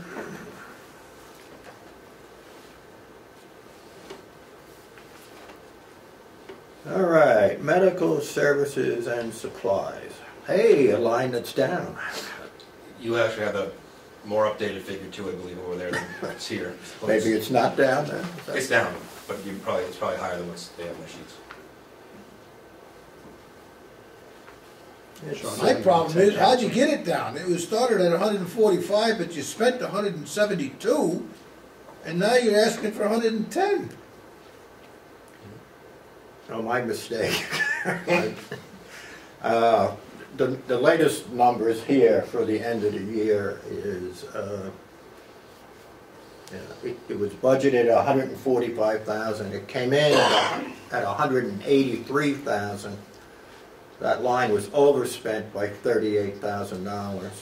Add another $5,000 to that. So it's overspent by $43,000. Or here more.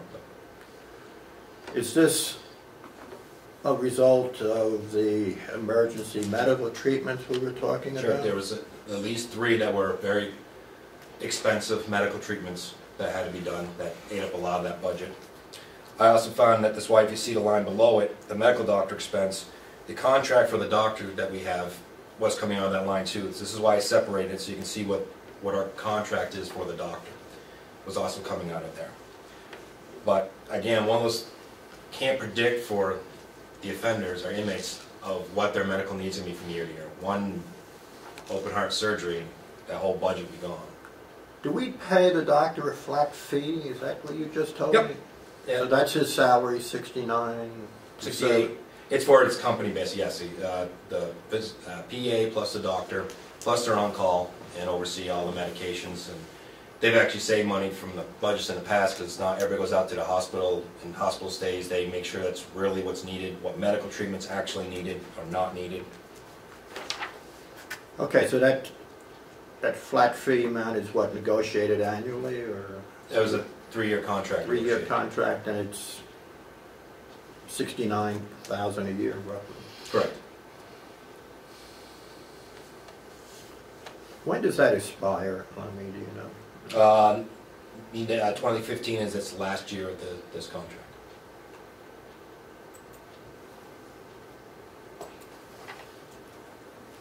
Okay.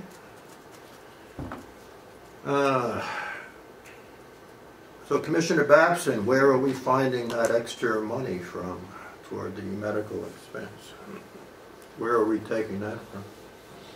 I would have to be entirely honest and tell you I don't know, that when they write the checks downstairs, I don't know the line item that it comes out of. I just see it and see what it is and check it out. But I will find out for it, because that's a good question. But let me raise the next obvious question, and I'm looking at this line, and we have a number in there of 110,000 for this next budget year, which based on past expenses looks totally unrealistic to me. They've added a Where am I new missing? line underneath it. I'm showing line Oh, 26, where they're adding in that person. Okay, so you added another line for the... Yeah. I took the doctor out so we could see what your actual medical expenses were for the Okay, inmates. sorry. So it's up, what, $30,000 or something if you combine the two? And again, that's one that I can't anticipate. I'm trying to do off of what was this past year. Could be more, could be less. So actually you're asking... So you don't think that we ought to have a medical examination before you admit these prisoners to the jail for... No, I'm only joking. So that line, if you didn't take the doctor out, you're actually asking for 79,000? Yes. Yes. If you combine the two, yes. And that's up from... 145. And that's up from... 145. No, well,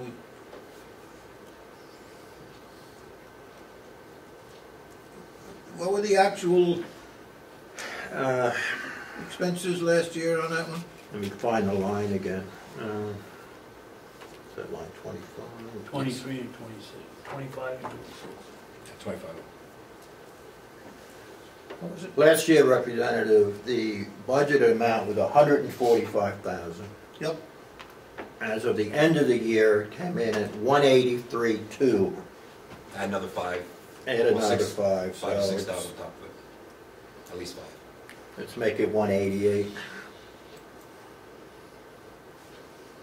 and it was over than 43,000. And nobody knows where that came from. Well, they do, Well, they just we- don't have it available to them at this time. We know that why it isn't attributable to. What we don't know is where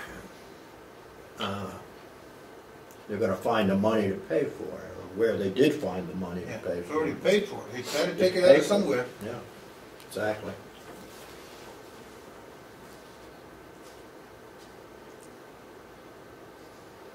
Well, I don't know what I can say about it other than you got to do what you got to do, I suppose. You can't not treat these folks.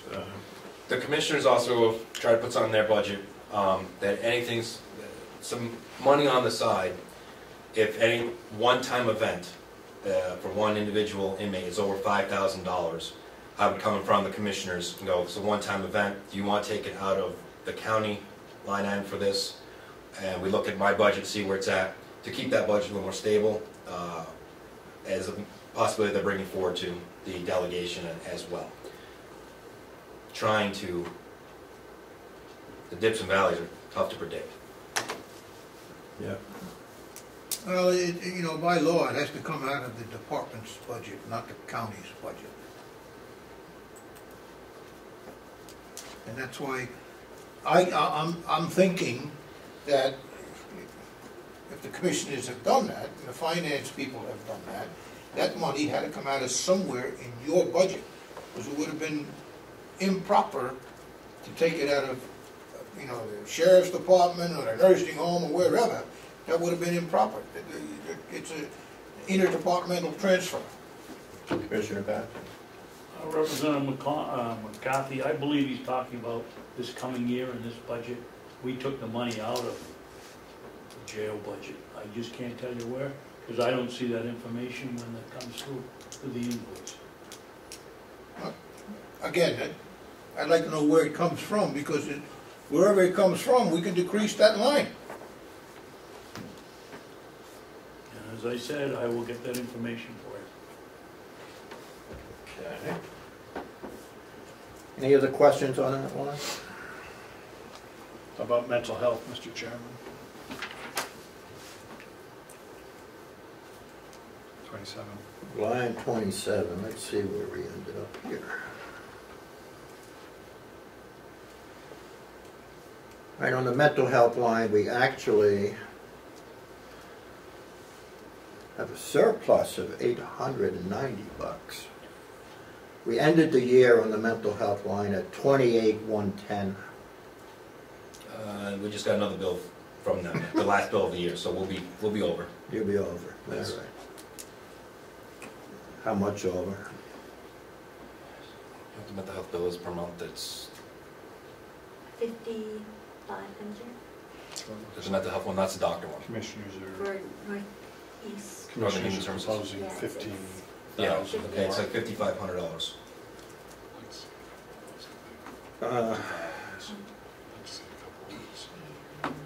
Well, where'd you get that from? They're proposing 29. I see commissioners' recommendation at 35,900. 35.9 from the approved budget from 2014. I'm on a different worksheet than you, Mr. Chairman. It should, they've been following each other.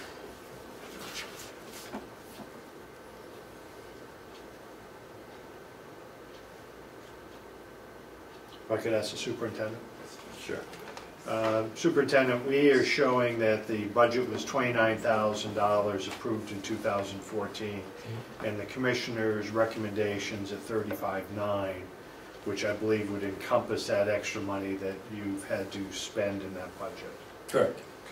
Okay. And I'll tell you in that budget, one of them is the contract Northern Human Services went up a little bit, and also in that mental health line, again, was not a budget for, is the psychiatry psychologist when they make a visit, very expensive per hour, and our mental health is increasing, not decreasing what we have, so when they have to do a video conference with them or bring them down there, it's very expensive per hour. And we've had, and it's everywhere, the significant mental health is on the rise, and it's not getting any less. Thank you. May I? Sure. Thank you. Could we just have a very quick summary of what services are being provided and the amount? So we have someone coming in on a regular basis, how many people, how often, that kind of thing? You know, I'll defer to Lieutenant Phillips, who has a contact with the mental health programs. If you want to talk about it. Northern Human Services provides a master's level mental health clinician for the jail, 14 hours a week. We have that broken down into 2 days a week at 7 hours for each day. They're doing emergency assessments. We're doing a full mental health assessment on anyone that's being confined to the jail.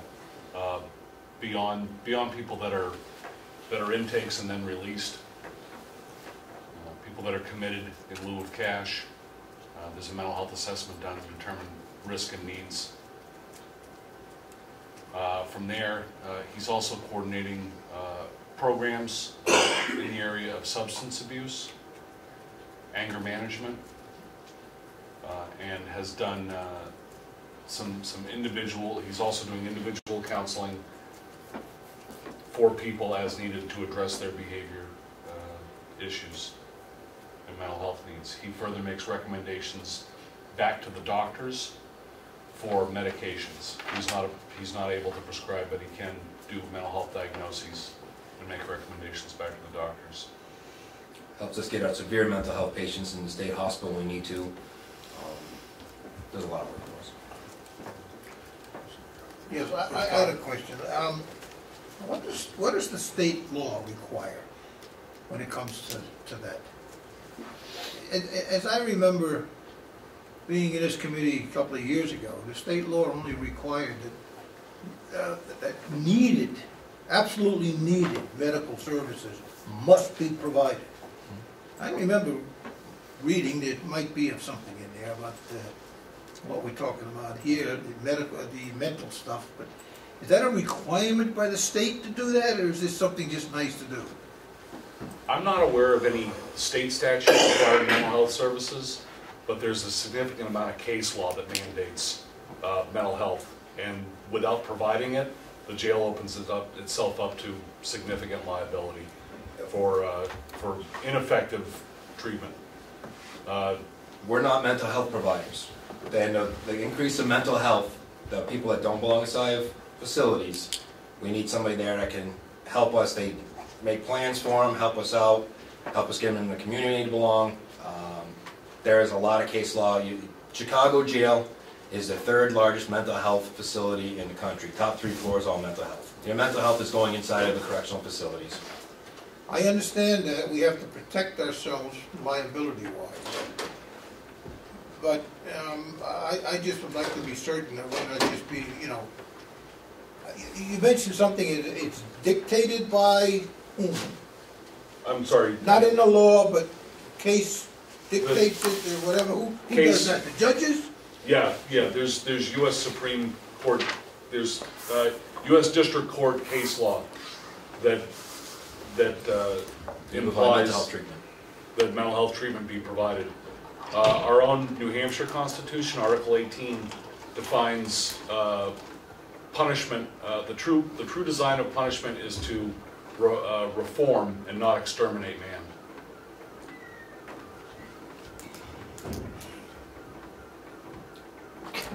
Thank you. So is it true that some other counties handle this in part by having drug and mental health courts to address these issues in?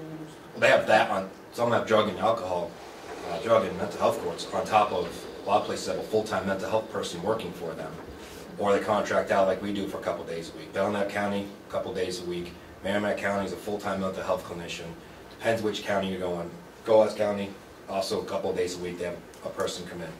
It is across the board of mental health treatment in every correctional institution, one way or another, whether it's a full-time staff member or a contract a couple days a week. And on top of him being a contract a couple days a week, in Human Services, we use a gentleman named Mr. Stoddard, he's on call for us too, because we sometimes don't know what to do in mental health crisis with these people, and a lot of skills that we don't have will come in and help us out with. It's a very tough to deal with them. So if I understand it now, on the mental health services, so basically the county is paying that on a fee for services basis? We don't have a locked-in contract? Yes, it is contracted. Yep. It's contract Northern Human Services for right now, because the contract again next year it's $30,000, $30,000 or $30,000, and then the $5,000 I put on there is for the also contracted with the psychologist that we go to, who used to come in once a month. Once a month did he come in? Yes. He used to come in once a month at a very high rate, and previous lieutenant realized didn't need him in there every month because of that specialized skills. So it's on as needed basis. Well, as needed basis, you need to put some money in there to make sure you cover that, because we have to use them. But So you're then saying on a contract basis, which now includes the master's level, which is community mental health, I suppose. Correct. Coming Yes. out of there. And then we have an additional $5,000 for the, is it a psychologist or a psychiatrist? What is it? He is a psychiatrist. He has his MD as well. All right, so we now have a fixed hourly mental rate health cost of per hour for his fees. My question now, he's not going to exceed his $5,000, is that the deal? No, I can't guarantee that. Depends how much we use them. It's $250 an hour and so much a minute. You know, it's can't guarantee we're going to see that. I hope not. It depends on how much we have to use it. He is like the last step of somebody that really is in a crisis mode that needs specific help. All right, so in effect he has, I mean, I'm just trying to understand how we're spending money here. So the psychiatrist has an on-call fee of $5,000. Yeah, if you want to say that, yes. He gets I can tell you he gets per hour, and it's if we need to use him. So I got a budget that, assuming we're going to still have these severe mental health issues, we're going to use this person. It was cheaper in the long run to not have him coming in every month and paying every month for not really producing a lot of work, because it was not always needed. It is maybe every other month. But the fees, it's very expensive to use them, depending how long they're on there, the video monitoring or bringing the inmate to him. Get the commissioner Oh, first. thank you, Mr. Chairman. May I ask Jason a question? Sure. Jason, in my 2 years here, I don't remember signing a contract for the doctor. Which doctor? For the psychiatrist. Do you sign it over there? I have a copy of it over there. I didn't sign it. I don't remember signing it. We had one. Who signed it, I'm not sure. We had a contract. In the last 2 years? Yeah. And you had a contract before with them before he actually came in every month, and that got dissolved to only as needed.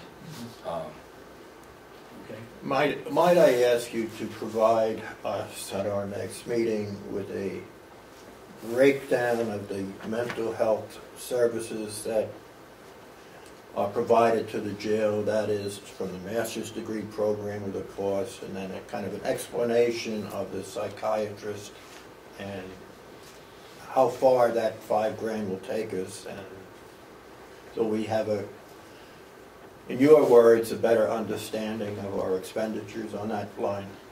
Representative McCarthy. Thank you, Mr. Chairman.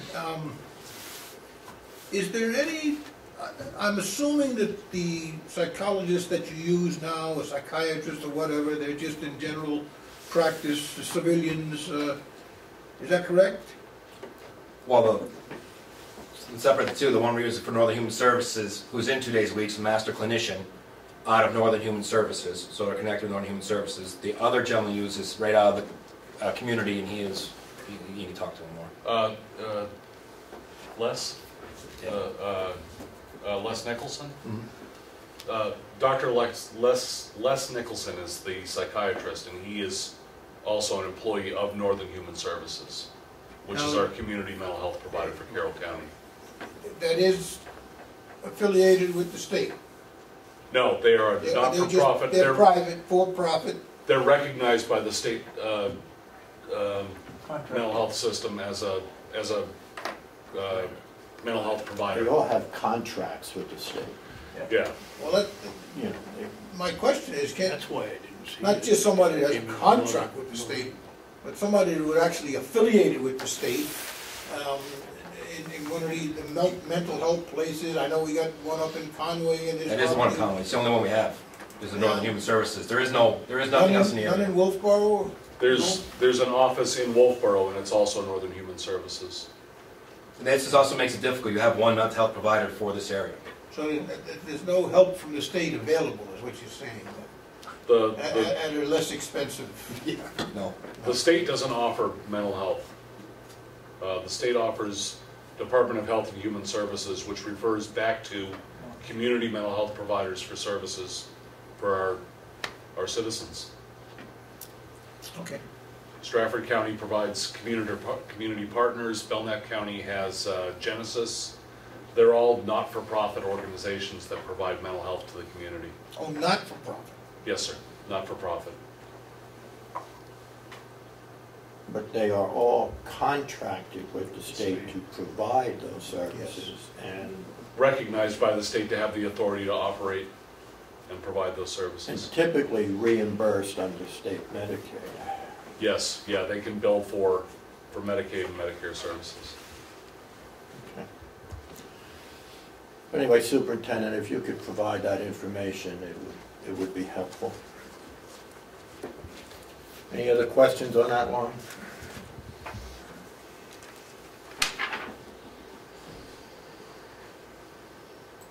Inmate programs. Yeah.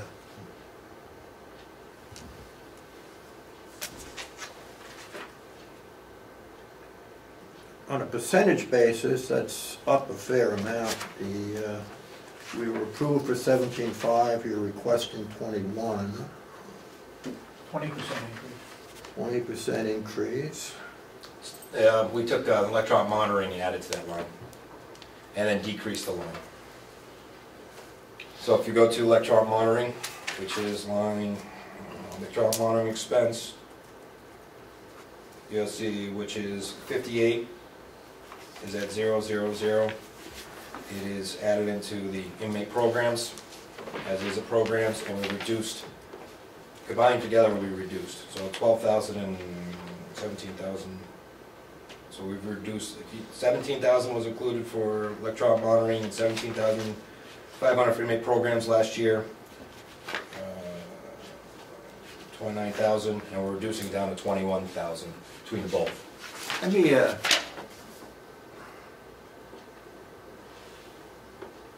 why would we want to combine those two lines? They're both programs. Electronic monitoring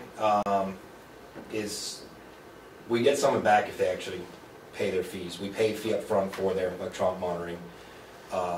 The things that are covered in that line is why it's down is GED is costing us a little bit less. And then sometimes folks can talk to us since he's in charge of programs, so kind of why we're some of those lines, why we combined it. Where would you like me to start?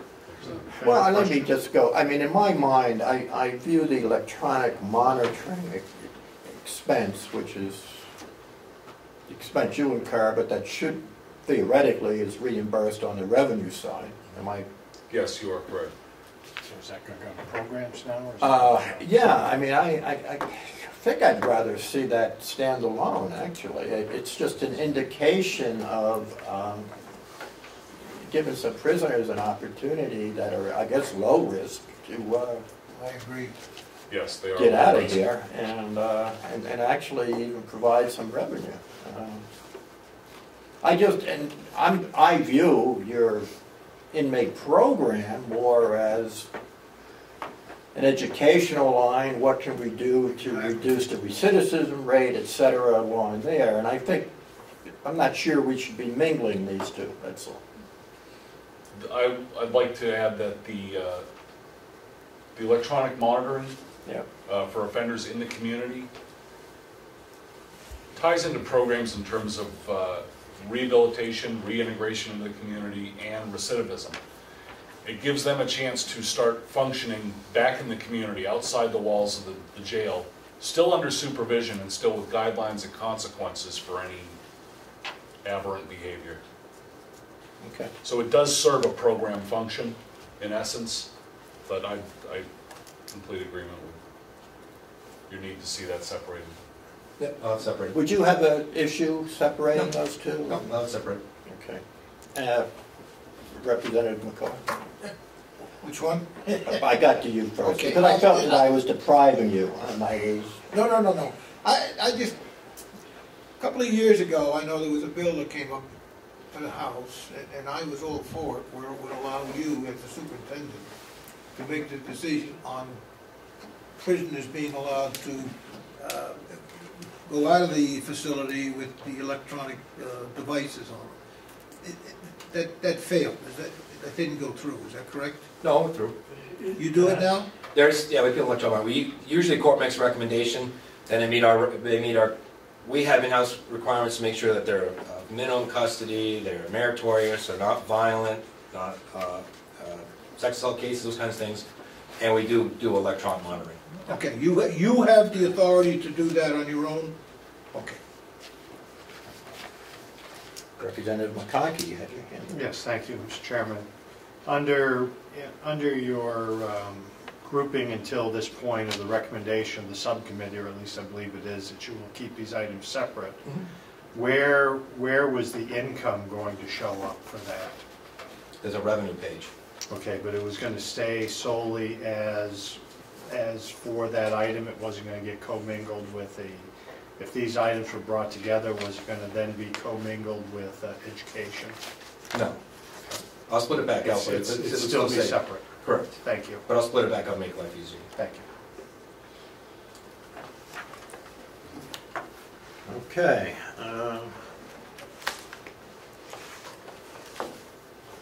So let me just try to figure out here. So we took...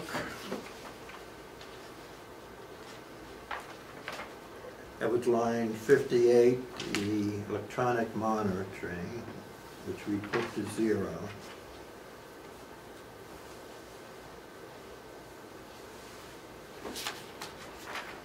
And you had combined the lines. So what am I looking at here? Do we have a net increase on these or not? On the inmate program?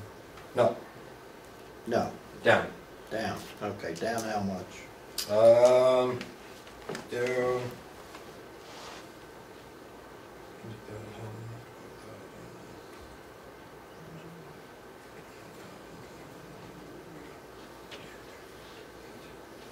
Almost 8,000. So it is. That sounds correct. Yes. Under the 2014 expenditures of $12,355 on mine here, did that include any of the electronic monitoring? You didn't include it in last year's, right? Were you looking, sir? On the inmate program. No, I didn't include last year. No, in my electronic monitoring's on line 58, and inmate programs was separate. So. They were separate last year. Yeah, no. Yeah, we put it back separate again, which I will. All right. And the programs itself would be, I believe, $12,000, and electronic monitoring would be $8,000.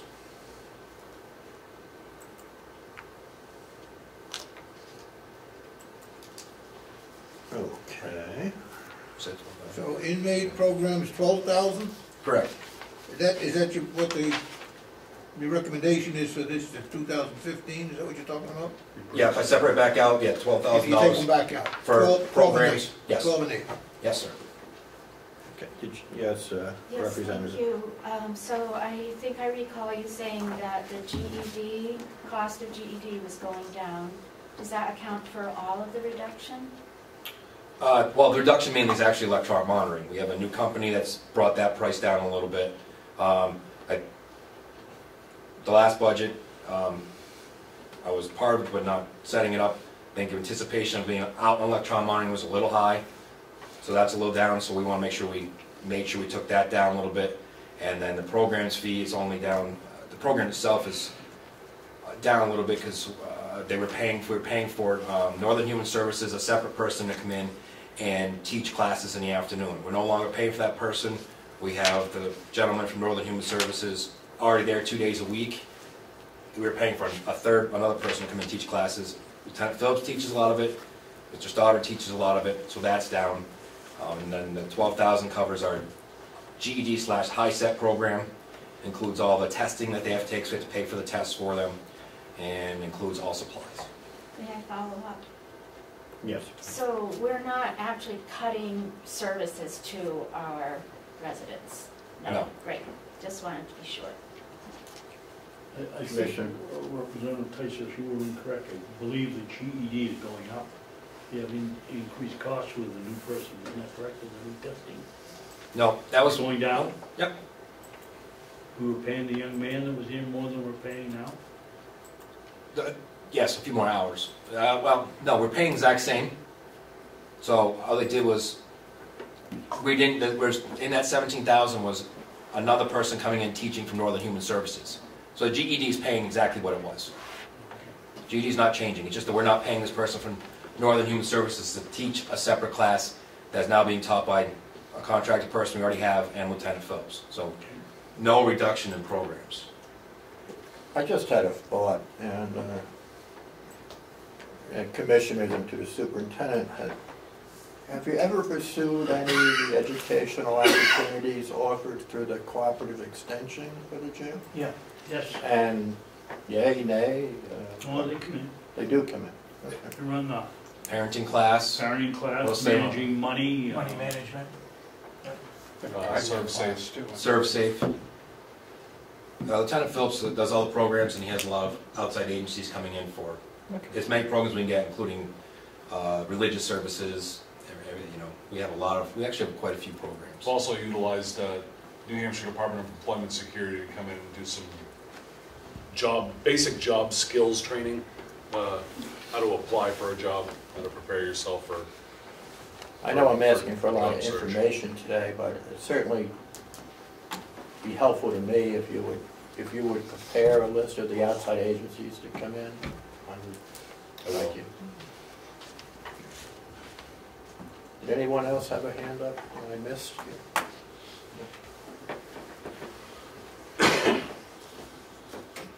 If I could just make a comment? Sure. I want to compliment the superintendent and the gentlemen and other people involved in that program.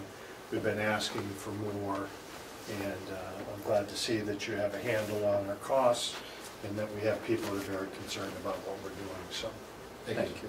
Thank you. This next line is Representative McCarthy's favorite line. It's line 29. That was a little humor there, Representative. Other fees and services. So,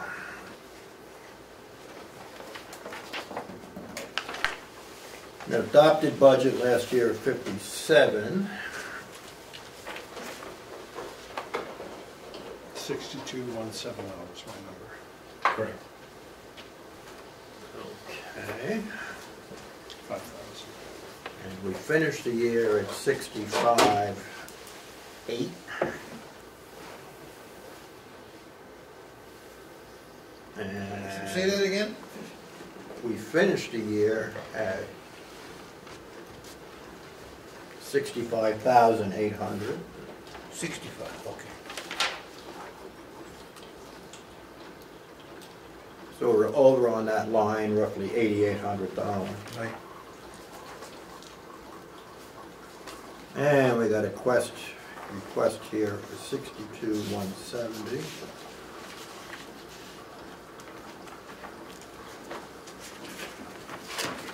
In that line is the Reliance program being added to that line. Like I said, that was taken out from the fees and conferences last year. We didn't able to send people. It's all contracted services, include pest control, fire control systems, train contract for heating HVAC system, context security, cameras and touch screens for doors, sprinkler inspections, black log dictionary updates, kitchen inspections, same RFPs, Ossipee Mountain Electronics for all of our radios, car radios, handheld radios.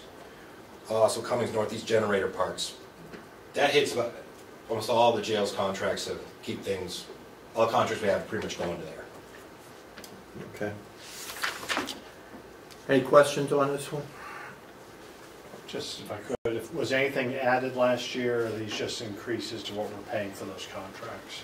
Just the contracts and the Reliance program. Reliance, thank you.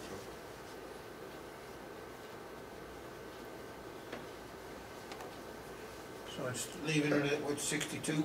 62,170.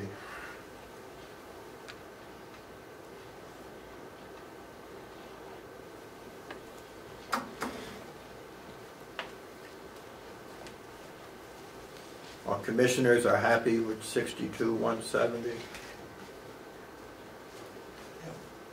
All right, the academy line we've already discussed. Unless someone wants to discuss it again. But they're gonna bring it back, right? I don't keep the line. I don't think we're gonna bring it back. We just moved that up to the education line because, I mean, the academy is education. I don't, unless We have four academies coming up this year? Try to do 4 academies. And how many people are you sending? Try to send 2, but if again, 2 to each academy. if depends on again what we have for staffing, I may be able to send 1, I may be able to send 3. It just depends with minimal impact on us as best as possible. Plus trying to get them through. All right. At least I don't have an issue leaving that line 0 and bringing it up to the education line, but like we had discussed, anybody comments? No. Well, anytime you can break it down, I think that's the way to go. For instance, I mean, they budgeted $4,000 last year, but what was the actual usage? $4,000. You used all 4,000 last year? Yep. I have 2 people in the academy right now. Yeah. It was all 4,000. And we'll use all 4,000 again next year. But again, if I'm able to adjust, not send conferences or something, I might be able to send a couple more to academy. It just depends on each year. I believe you told me the tuition is $500 per person. Correct. So you put 8 people through last year? Yes. Okay.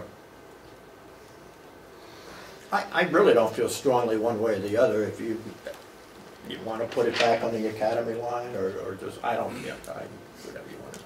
No, and on all the paperwork that I have, I mean, it doesn't show that they used 4,000. Unexpended balance on 2014, I've got $2,500, as of November. So you must have used half of the budget in the last month. There's academy going on right now, right? Yeah. We have 2 there now? We have 2 there now, yes. Well, the sheet I'm looking at here, and again, it's what the representative just stated, through the end of the year, we spent $2,500 on the academy line. We still have outstanding bills. $1,500 left. Yeah. But unfortunately, when the budget's done and submitted, it's a snapshot right at that time. So it's hard because at that time expenditures were there. Delegation member Schmidt has the latest updated one. Just to move, why don't we do this? Why don't you adjust the education line again and put your academy numbers back into the academy line? Can we do that? Okay. Well, excuse me, may I? Sure. But if we do that, we're taking away some of his ability to be flexible based on what he has for staff available at any given time. We're really not. He has the ability to move that line. And all he has to do is notify the commission. Yes, sir. I would like to point out that if you look at the state statutes and the definition of an appropriation, they have to be very specific. Yep. And, the definition of equipment doesn't fit it. The definition of education doesn't fit it. There's a difference between education and the academy. I mean, it's easy, it might not seem to you, but as far as the state is concerned, in the definition of an appropriation, it makes a big difference. And I think it should stay the way it is. And every guy will do, but if you're looking at other counties, look at other places, they do it, it's education, they put it as one line. So I'm not sure how they're doing it then, if they're doing it wrong. But It does, I think, hamper my ability to be able to move people, but again, semantics, our pleasures. What it does, it gives you less money to play around with, is what it does. I object, I'm sorry. Should we, Mr. Chairman, should we take a vote on whether to add that line back in and then we can move on? Let me hear from the commissioner. Mr. Chairman, I agree that it ought to be separate. It's a fixed cost. We know how many academies are going to be held a year. We know how much they charge. It's a given. So I think it ought to be kept separate myself. Because I don't know how many people I'm sending each year, trying to, but what does it make? I think we all agree that it may be a little extra work, but using a proper procedure, you can move the line. So, I mean, it's not that that dollar figure will be frozen in perpetuity. You know, if you need to get to it, you can get to it, so. Okay. That's right, So, but the way to get through it adds a little discipline to the use of the budget. And that's the entire reason for that law. That process adds discipline.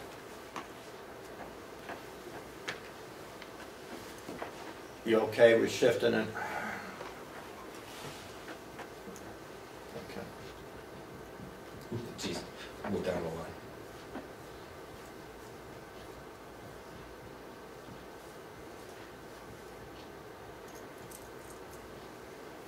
Pre-release line is 0. Did we talk about pre-release? We used to have a pre-release program, we don't anymore, so it's been 0 for a while. Okay. But you have to carry it for so many years. You don't use it anymore? No. Okay. So it's not moved, it's just gone? Gone.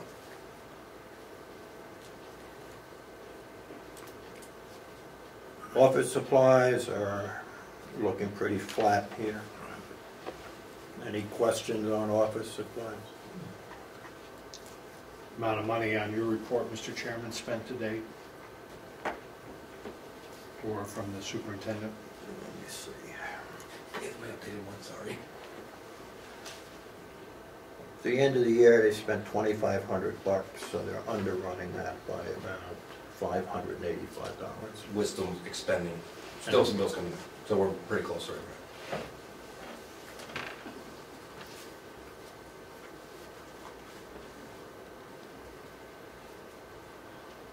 Dues, licenses, subscriptions. At the end of the year, they spent $2,000, they're underrunning it by $500. That's the Association of Counties bill, so there's another $500 bill to them. So it's going to be flat too. Okay. Any question on that one? It is with great glee and satisfaction that I can announce that we're about to flip a page here. Here's a hot one, postage. Top. We can move right along in there. Man, progress. Wish you were here now, but certainly.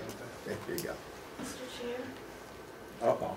Got a postage question, perhaps. Yes. Not that bad. Okay. Since we've been here for 2 hours and 20 minutes, and we still have quite a few, could we have a 5-minute break at some point? Any request you make, I certainly will consider fully and agree to. So let us recess for 5 minutes. Thank you.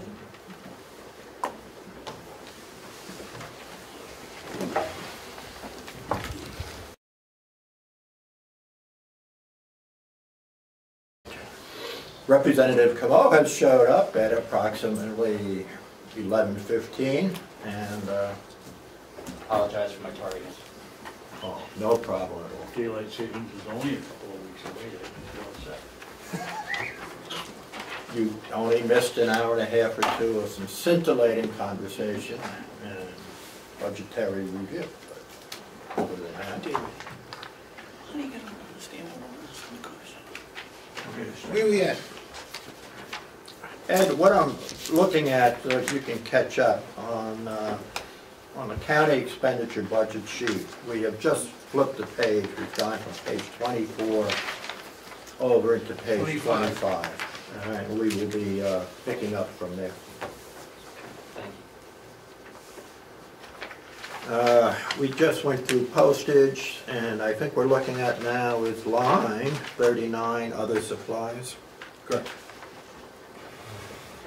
And that seems to be about a 20% increase also. The supplies in the nursing home has been zeroed out and added to that line. What was that? The money from the nursing home, we put into other supplies, as we do buy some things from the nursing home, but the captain here does a lot of ordering, so what we do is we find things at the cheapest price we can get. Some things are from the nursing home we can, some things we can get other places cheaper. We don't always use the same gloves that they use, we have different gloves we need for pad searching people. They have 2 different missions, and sometimes what we need is different than they have. So I put both together because we're not buying as much from nursing homes as they used to in the past, but still some.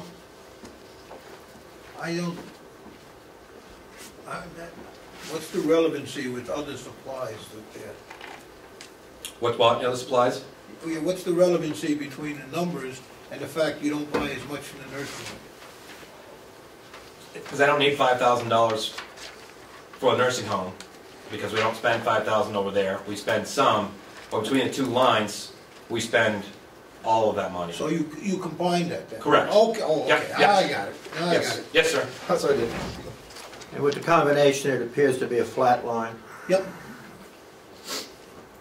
Okay. Any other questions?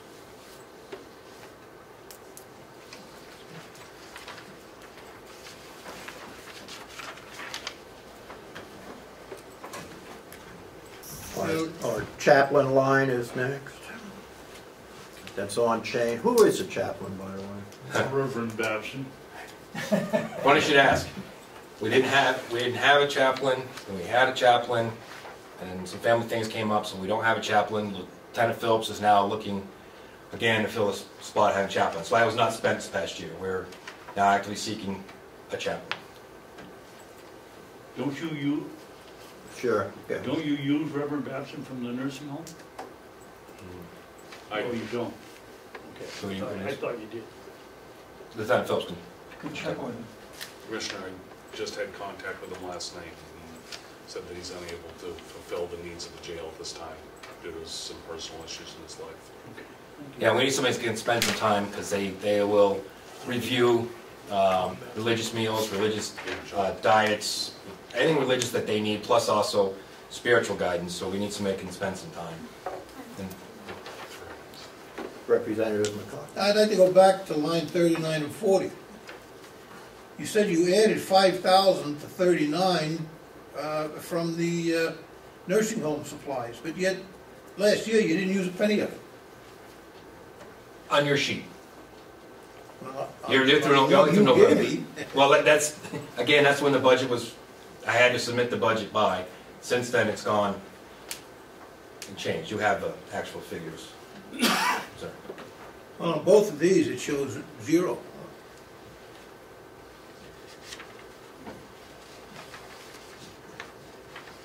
Supplies from the nursing home were, as of the end of the year, came in at $27.43.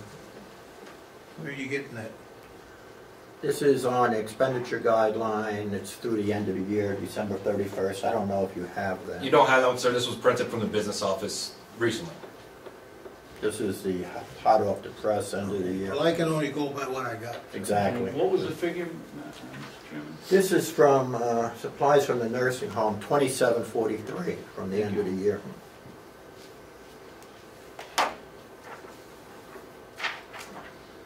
Which left a surplus of $22.56. And a few bills trickling in. Well, they still added 5,000 to the other one. They only used 27. How about adding 3,000? How much is the other one? You know? The other supplies through the end of the year, you spent $15,162, and a surplus on that line of $4,800. That line will be gone, as we just had to buy the cleaning supplies, cleaning solutions for the floors and everything. So that line is, I can tell you, definitely gone. Okay, but again, so as of end of the year, between the two lines, you had a surplus of about $7,000 on supplies. Well, as bills are still being paid. They're not quite yet. I'd say maybe we still have like 3,000 from the nursing home possibly left.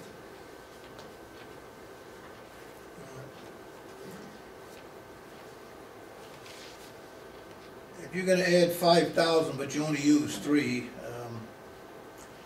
then I'll go along with adding maybe 2 from the nursing home supplies, but not the total of 5.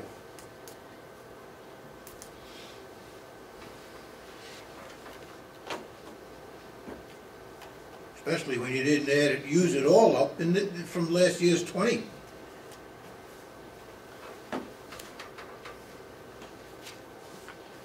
Can you live with a reduction to 22? I'll live in whatever means you make me live in. Do you have your hand up, Representative? Yes, if I could. We don't, not quite yet. Let's just speak on floor maintenance and so forth. There were years that floor maintenance was neglected over there. Correct. And I haven't had a chance to have my tour this year, but I know last year it was much better. Are you buying supplies, because you're just alluding to the fact that you bought another $3,000, $4,000 in floor cleaning supplies? Are you buying quarterly for what you're going to use for that quarter, or are you folks buying for the entire year and then supplementing at the end? As needed. On that line is all non-food supply lines. It's face barriers, cleaning supplies, razors, kitchen supplies, garbage supplies, gloves, disposable aprons, intoximeters, paper, inmate recreation equipment. All the flooring supplies we buy as needed. We use the captain here can speak to that because he does the ordering for those supplies. So okay, so let's just talk floor supplies. So let's say we just purchased $3,000 worth of supplies for the floor. Does that, I gotta believe that carries us into next year? Yes. So we have a somewhat of accumulation to start out for next year, so. A little bit. How long does that last? That'll last about 6-7 months, depending on the traffic. So I think the representative calling for a couple $1,000s is probably fine. And I'll mention another thing. The term "other supplies" doesn't fit the bill for the definition of an appropriation, according to law. What should it be? It should be more specific. Other supplies, what? What are you going to buy? Rock salt? What kind of supplies? Doing what? Again, it's in the packet provided to that delegation. It's all our non-food supplies. It's face barriers. It is all clean supplies. Razors for the inmates. It is indigent kits for the inmates. It is all our kitchen supplies. It is all our garbage bags. I know what you're saying it is. But you can go out and buy anything and say, well, it's under other supplies. How would you like? Because it's not specific enough. How would you label it then? I don't know. Put 100 lines in of gloves. Exactly. We could have 10 lines in there if that's what 10 you to want. 15. Garbage bag. All I'm saying is it should be more specific than other lines or equipment or whatever. Cleaning supplies maybe, or office supplies, whatever. And then when the office supplies, that doesn't include refrigerators and coffee makers. Representative Comeau. It seems like a very minor issue because you easily already have it broken down. So couldn't we somehow insert that information so we have that within that line? That's another way of doing it. You have an addendum that explains the supplies. That's a way of doing it. Which he has. So. He has. We don't. It's on that sheet I also gave you this morning. It's in there. And I gave it to Representative Schmidt as well. It's one of these little items here? Yeah, I can. Okay. That's fine, thank you. In the interest of moving along, the chair would propose a reduction from $25,000 to $22,000 on that line.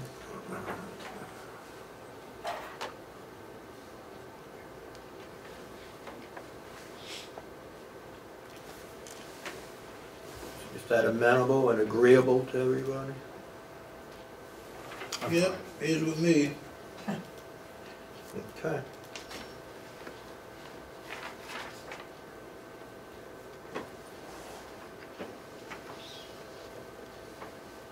And we're looking for a chaplain, so we'll go right by that.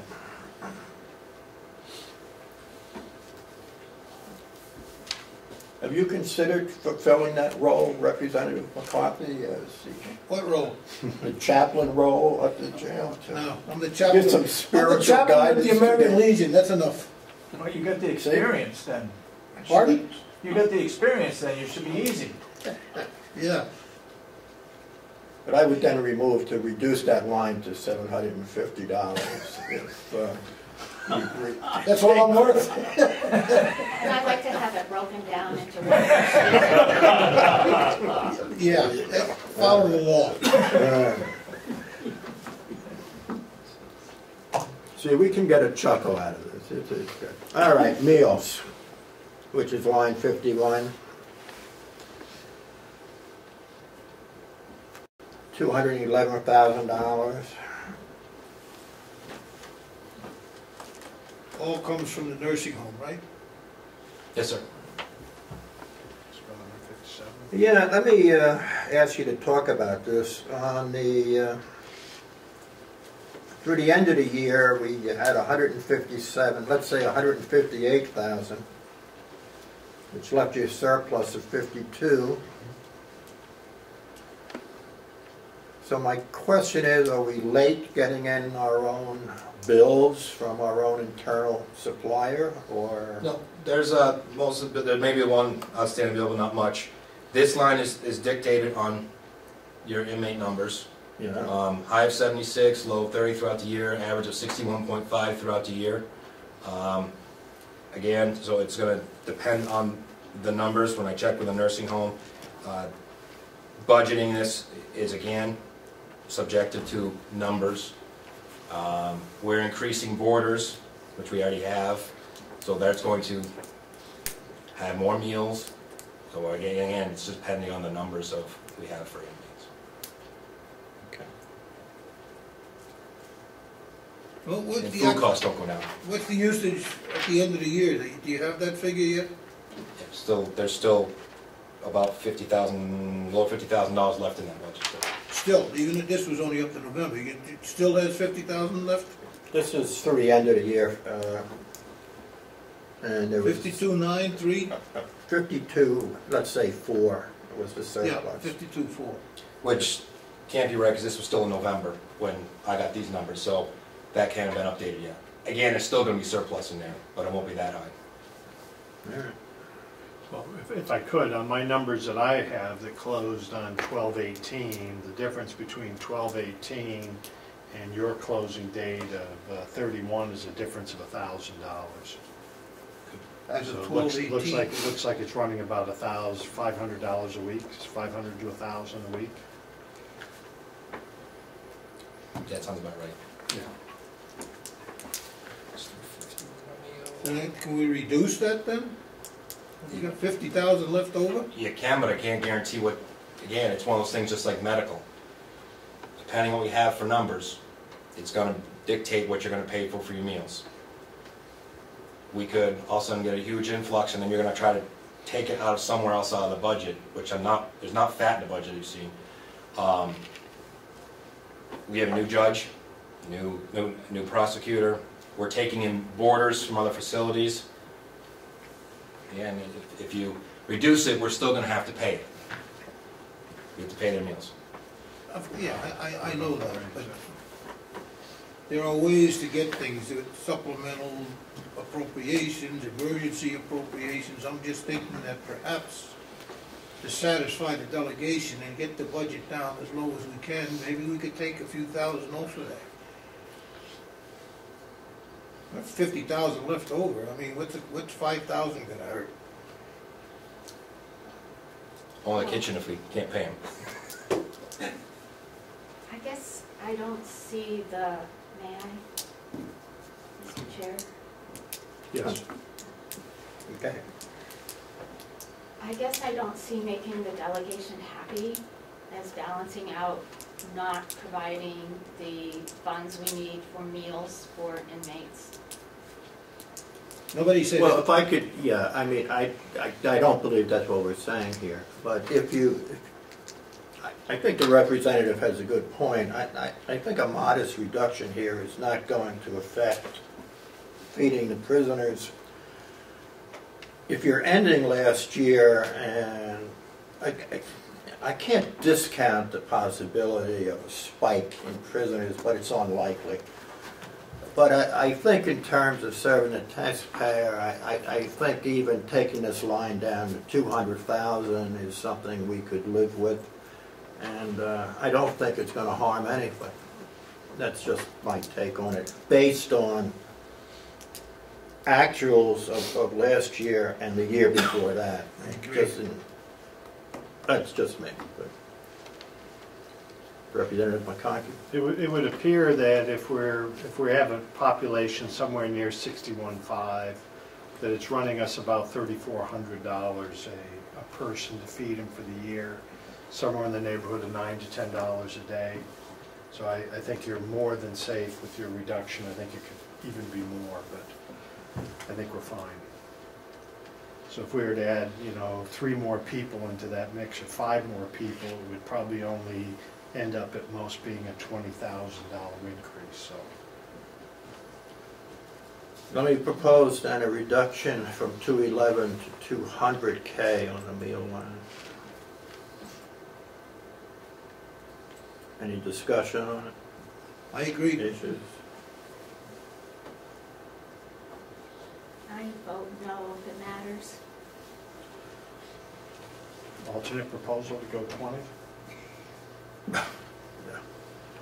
Yeah.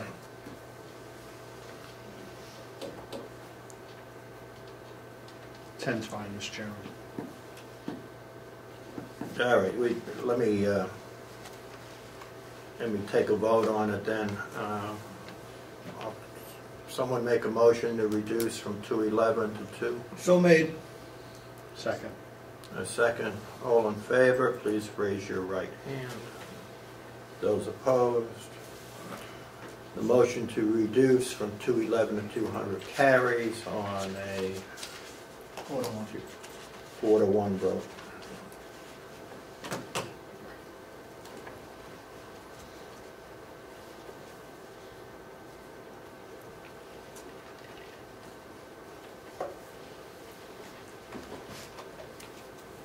Uniform expense.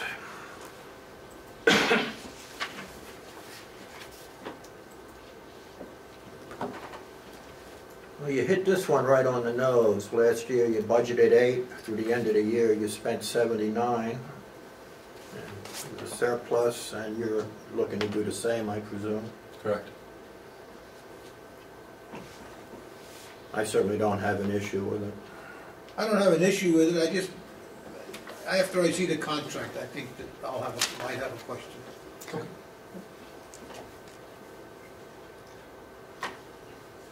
Closing expense inmates. And we have a budget in here of $72.83, which is almost double, more than double the proposed budget. So, let's see what we did last year. Again, this is one you almost hit right on the head again. We had a $3,200 budget. You spent $3,300. So why do you want to go to $7,200? One of the budgets I froze. We're severely, and Commissioner Babson just sat in on some interviews yesterday, and staff even saying we're severely short on inmate clothing. We're making do with what we can. Plus, we need mattresses. Mattresses alone are almost cover about $3,000 on the budget. So clothing itself is only, $3,000. Half of it's almost mattresses. But we've been doing everything we can with clothes. We take it to a seamstress to have it sewn up when there's a rip in it, try to save it as best as possible. But we don't have enough clothing. When you get 2 pairs and you gotta wear them 24 hours a day, 7 days a week, wash them all the time, they're the cheapest material you can get. They don't necessarily last. This is certainly not my area of expertise, but why am I having trouble associating mattresses and bedding with clothing? Exactly. It just seems to me that perhaps should be on a more informative line, if you will. Splitting it out. Capital improvements or something? Or do you want to split it up? I had to split out, and it wasn't time to split it out. I had to split out to betting for offenders, inmates. Do you want me to split? I can ask to split another line just to. Yeah, I don't know what line to put it on, but it just seems to me that I guess you have inmates damaging bedding, and I guess it wears out, and who knows, you might even have insect infestation over there occasionally. I don't know, but I think clothing ought to be clothing. Just that's me.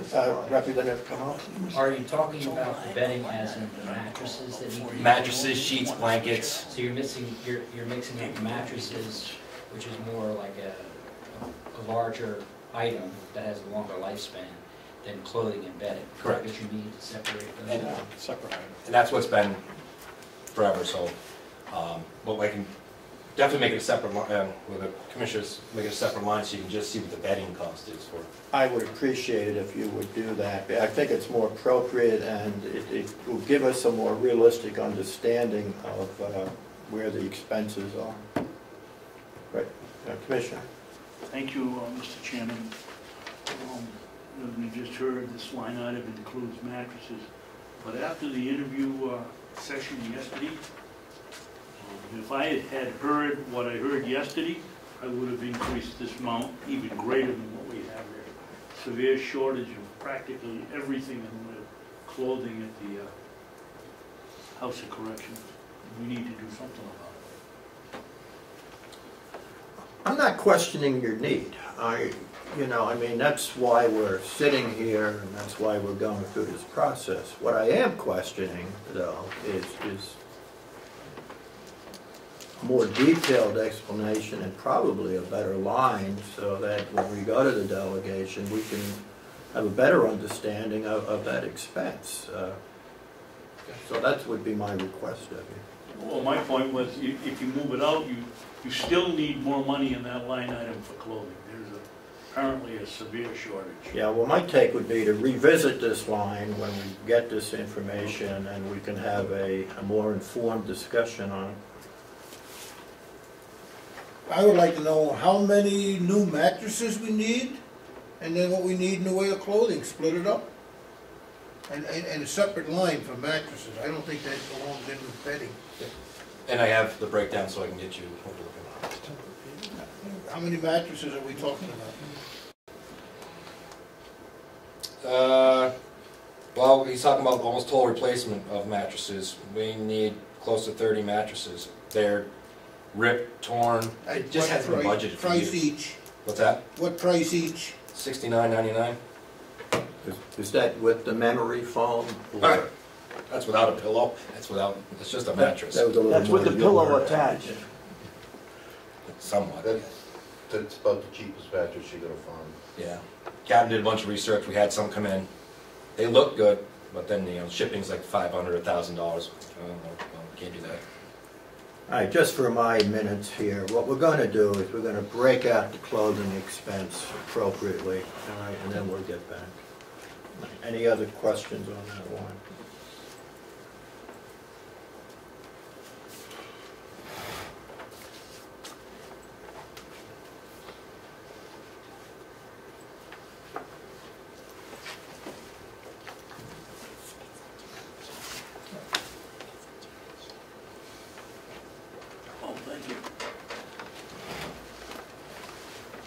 Okay.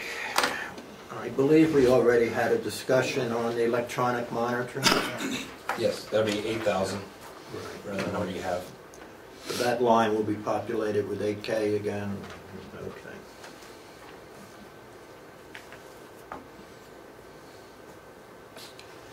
Electric expense, which I guess you have no control over unless you want to turn the lights off. Any, is that direct meter there? I mean, or do you appropriate electric expense to the jail? I don't know the answer to that. Mr. Chairman. I would be curious just to know if you could find that out. Well, they have Commissioner Barron. Thank you, Mr. Chairman. We recently signed a new electricity contract. It was up slightly over 25%. This increase, if you use the same amount of electricity, is not going to be covered by the amount you have here.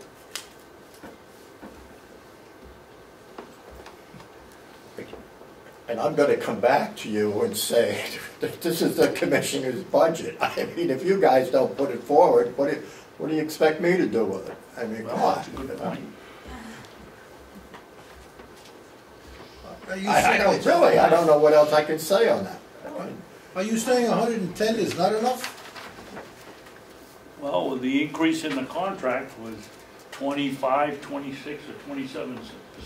What contract? The electricity purchase contract. We buy it through the Association of Counties. We pool it, all the counties, with the exception of Grafton County, pool their electrical expense and buy it from one company. And how much of that pool does the jail use up? Can't tell you. I'll find out for you. What difference? Sure. What difference does it make, Representative McCarthy, if the price of electricity is up 25%, whatever they use is going to be up 25%? Well, that's my point. 25% of what? So we have to know what the usage is for the jail. This figure's up 22%. You're saying that electricity bill is going to be up 25%? Over 25. Well, I think it was 27. Before we get into this circular argument without end, we get into the utilities and the electric, and let me just repeat one more time. This is your budget. I mean, I don't have a crystal ball in front of me. If your electric contract costs are up 25%, I would hope you commissioners would submit a budget that reflected a 25% electrical increase. I don't know what else I can say. Increased at 22%, that's close enough. There you go. May I? Yes. So just for the process, the department heads submit their budget request, which is the best estimate they have at the time. And then the commissioners do theirs, which is their best estimate. But then if new information comes in, we can do the responsible thing and adjust accordingly, correct? Almost, but that's not quite how I interpreted it. And basically my interpretation of what I just heard was, why don't you guys increase that electric budget? And I've said, why don't you submit a budget that's realistic? So that's where I was coming from. But maybe that's just me. Mr. McConkey. Thank you. The commissioners increased their budget by 22%. They have new information that shows 25%. I really don't see an issue, which I think the commissioner's getting to, at giving us a revised as a subcommittee, because we're the ones working on it, to have a new we have a new Excel program.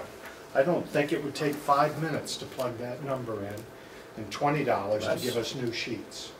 But it'll take more than 5 minutes for you to approve it or agree with it.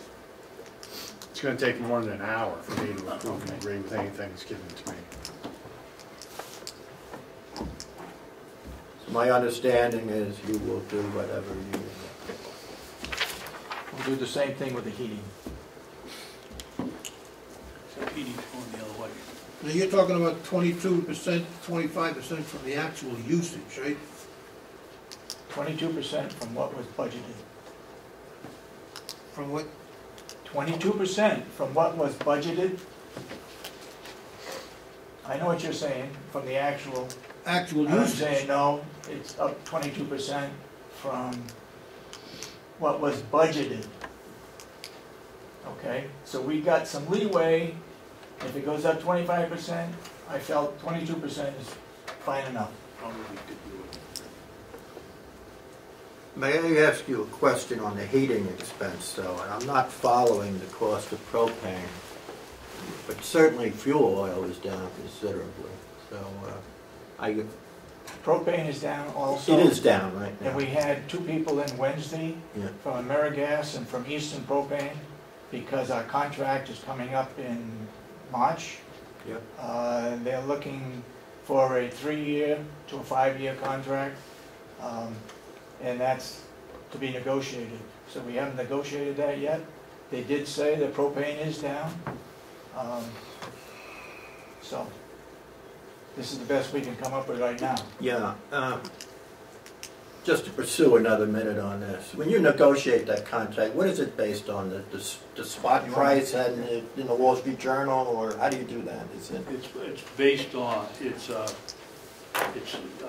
few cents over the delivered price at their, From Selkirk? no, at their, what was the term they used? At their storage facility? Yeah, their storage facility, but it's also done on an average because they've got 5 or 6 different terminals that they may draw from, and each one has a different cost. But that's where it's a few cents over the delivered price.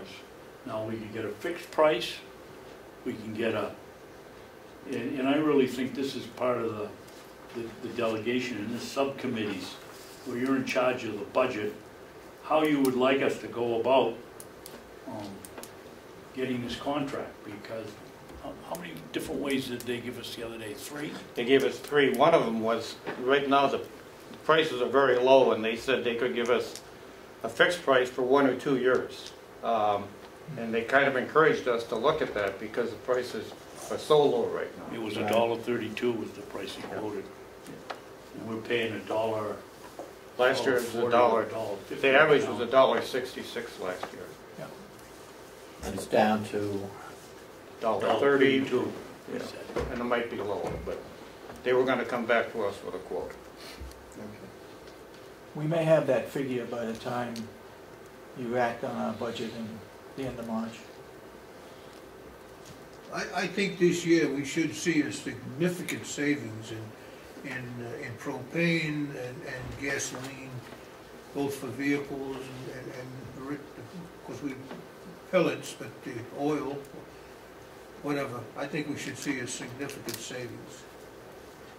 We asked that question about the difference between gasoline and propane, and he said propane does drop, but it's up to a 6-month lag between the decrease in price. So we know gasoline is low right now. They're not sure how low propane is going to get. Commissioner Batson? Also, interestingly enough, I thought, to the point Bob Murray was here and he's questioning whether it's cheaper to use pellets than it is to use propane. The propane may be cheaper to use now than the pellets. Yeah. And again, if you follow that, then you know, as a best business practice, whatever's more economical, I would hope you would follow. But you know, that's up to your maintenance supervisor, I suppose, or whoever is tracking that. Okay, we'll wait to hear from you on that. It seems to me that there probably should be a reduction, not in the electric line. Everyone acknowledges that's going up. But it certainly looks like an opportunity for a reduction, not just in the jail heating line, but in, you know, throughout the whole complex. The next line, heating. Yeah, it should be less. Representative? Just a question about meeting. I think we have another meeting scheduled for this time also, so shall we end this meeting and reschedule another, or put the other meeting on? What? I'm sorry. Could I answer for that? Because sure. It's our meeting. I apologize. I wasn't. I was going to ask the registrar if perhaps we could delay because Mr. Dewhurst is not here today, not feeling well, and he's going to submit ours to us. And our other person is the superintendent, Public Works, and he is checking in, and that's going to be later in the day. So I think we could probably have a half hour more and still probably be on schedule if I was able to tell the registrar, if that helps, to leave us some time for lunch. Okay. We are getting through that. Anyway, my last comment would be, it seems there's an opportunity for a reduction on the heating line. So we can pursue that whenever we reschedule this. That should be pretty substantial, because we put this budget together in October when the prices were almost $1 a gallon more expensive. You know they're not gonna go to the bottom line, they're gonna be something up to protect themselves. On the heating line? On electricity. Yeah.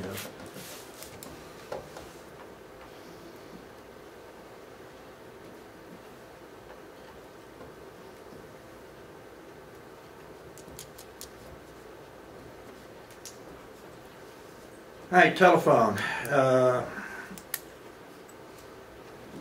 What about heating? Well, we just discussed it. I said there's certainly an opportunity for a reduction on that line. We're going to hear back from the commissioners on that. Okay. And it was the end of the Same, budget. okay.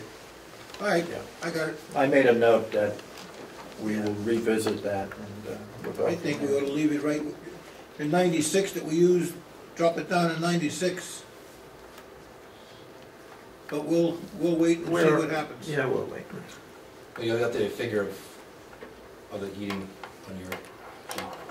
David, do we have a meter? What fuel do you use? Is it fuel oil or is it propane? Propane. Propane? Laundry over there. You've got that list.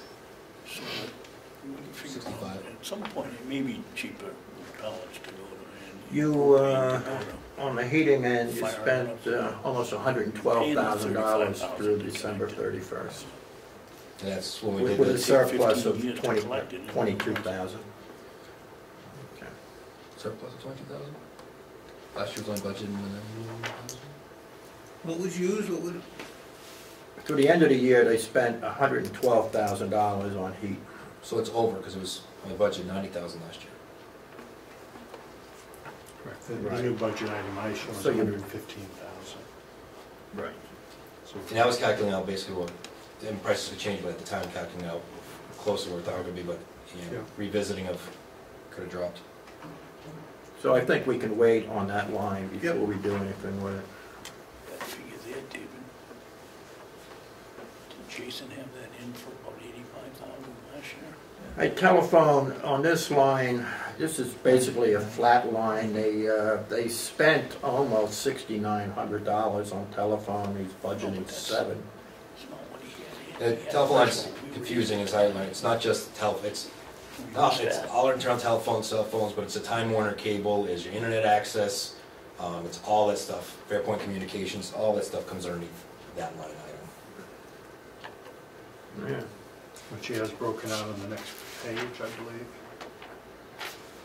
believe. Next page. Yeah.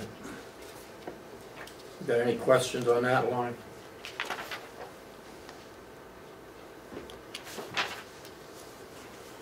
Laundry expense.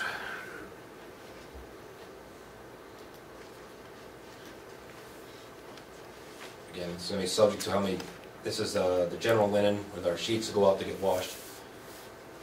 We're hitting right on the mark, and depending on, again, it will depend on numbers. It could hopefully go, it won't go up, hopefully we'll stay where we're at. On laundry, they spent $4,600 through the end of December, and he's budgeted $4,800.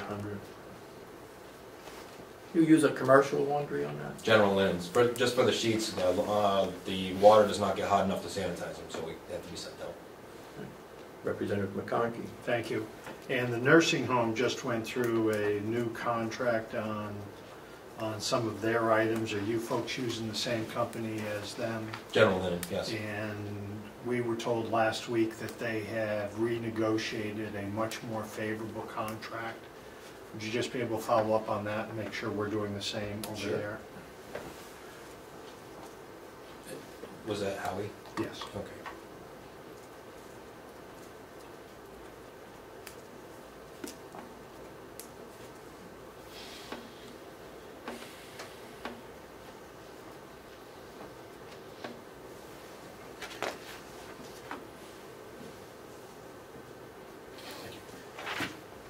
All right, travel expense is $3,000.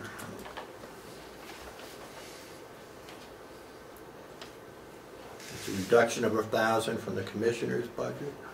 Correct.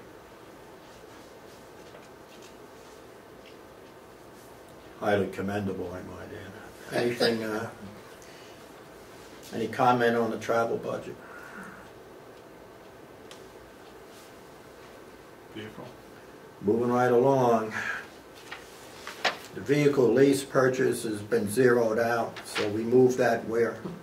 It's not there, we don't lease any vehicles. Has it been moved, or is it just zeroed out? Zeroed out, it's not anywhere. No more leases? We don't have any leases. Okay, now, the vehicle expense line, the commissioners recommended 14, you reduced it to 10.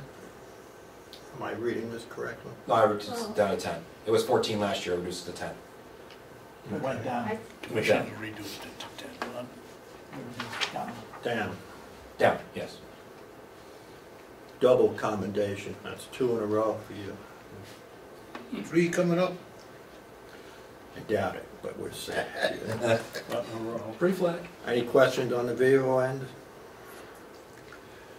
Generator expense.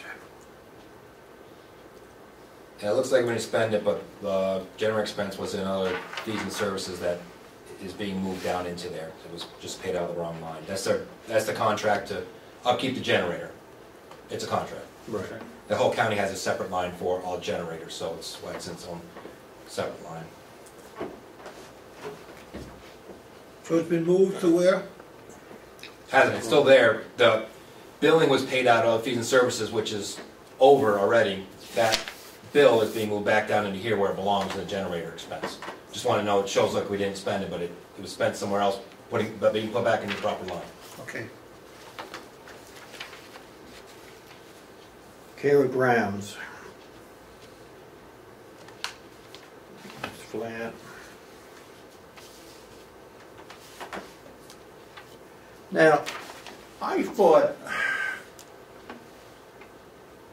all the ground expense was going to go into one kind of county-wide complex line, or am I mistaken on that? Was it Public Works or something? Yeah, am I? Public Works, but there is something, well, even that way. I was thinking of rubbish removal. That's what it is, it's trash That's in removal. there too. That is our rubbish removal, actually. That is our rubbish removal. So it should Okay. change that to rubbish. Which is? So that goes, Which is rubbish removal? Line 80. It says care of grounds. It's actually Yeah. the fees paid for the removal of waste. That's rubbish removal. Correct. Well, why don't we change that? Why don't we get it? Why don't we we call don't, it we rubbish? don't remove it. A company comes in and moves it. That's fine, it's rubbish removal, but it's, You're just looking for a name change. Okay. I mean, I view care of grounds as trim the hedges, cut the grass. I It mean, was. Okay. You know, and that's why I questioned it, because I thought we had agreed that we were gonna move that. And if this is your garbage removal bill for the jail, fine, let's call it garbage removal or rubbish removal. All right. Okay.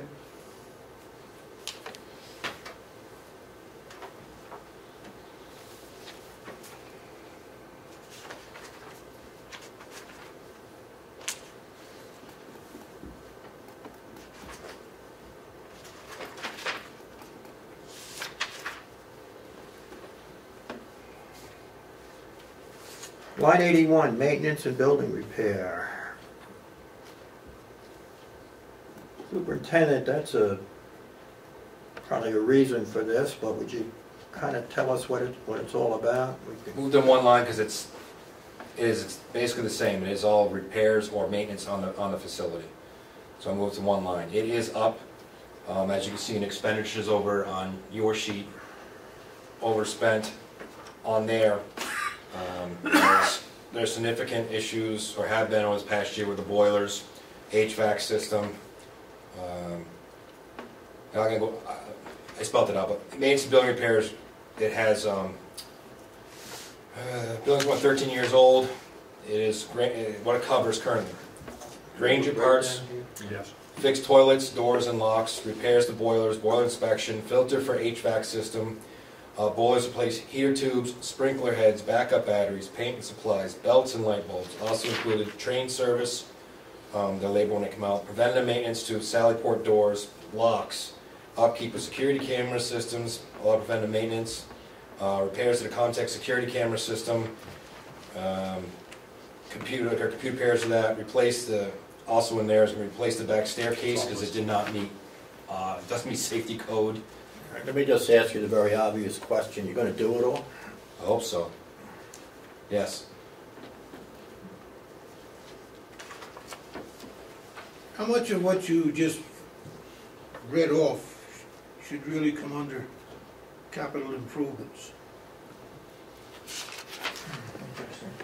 The back staircase, maybe under capital improvements, but I'm not sure. That can be repairs because it needs to be fixed. It's a replacement, right? It is a replacement. And it's a concrete versus the wood. Correct. That's what we're looking at. That's an improvement.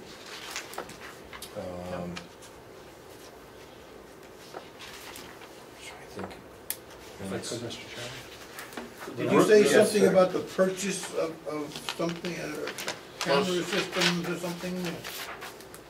No purchase, I mean, it's update and upkeep of the boilers. Our HVAC, like this year, HVAC system died, that was $4,500.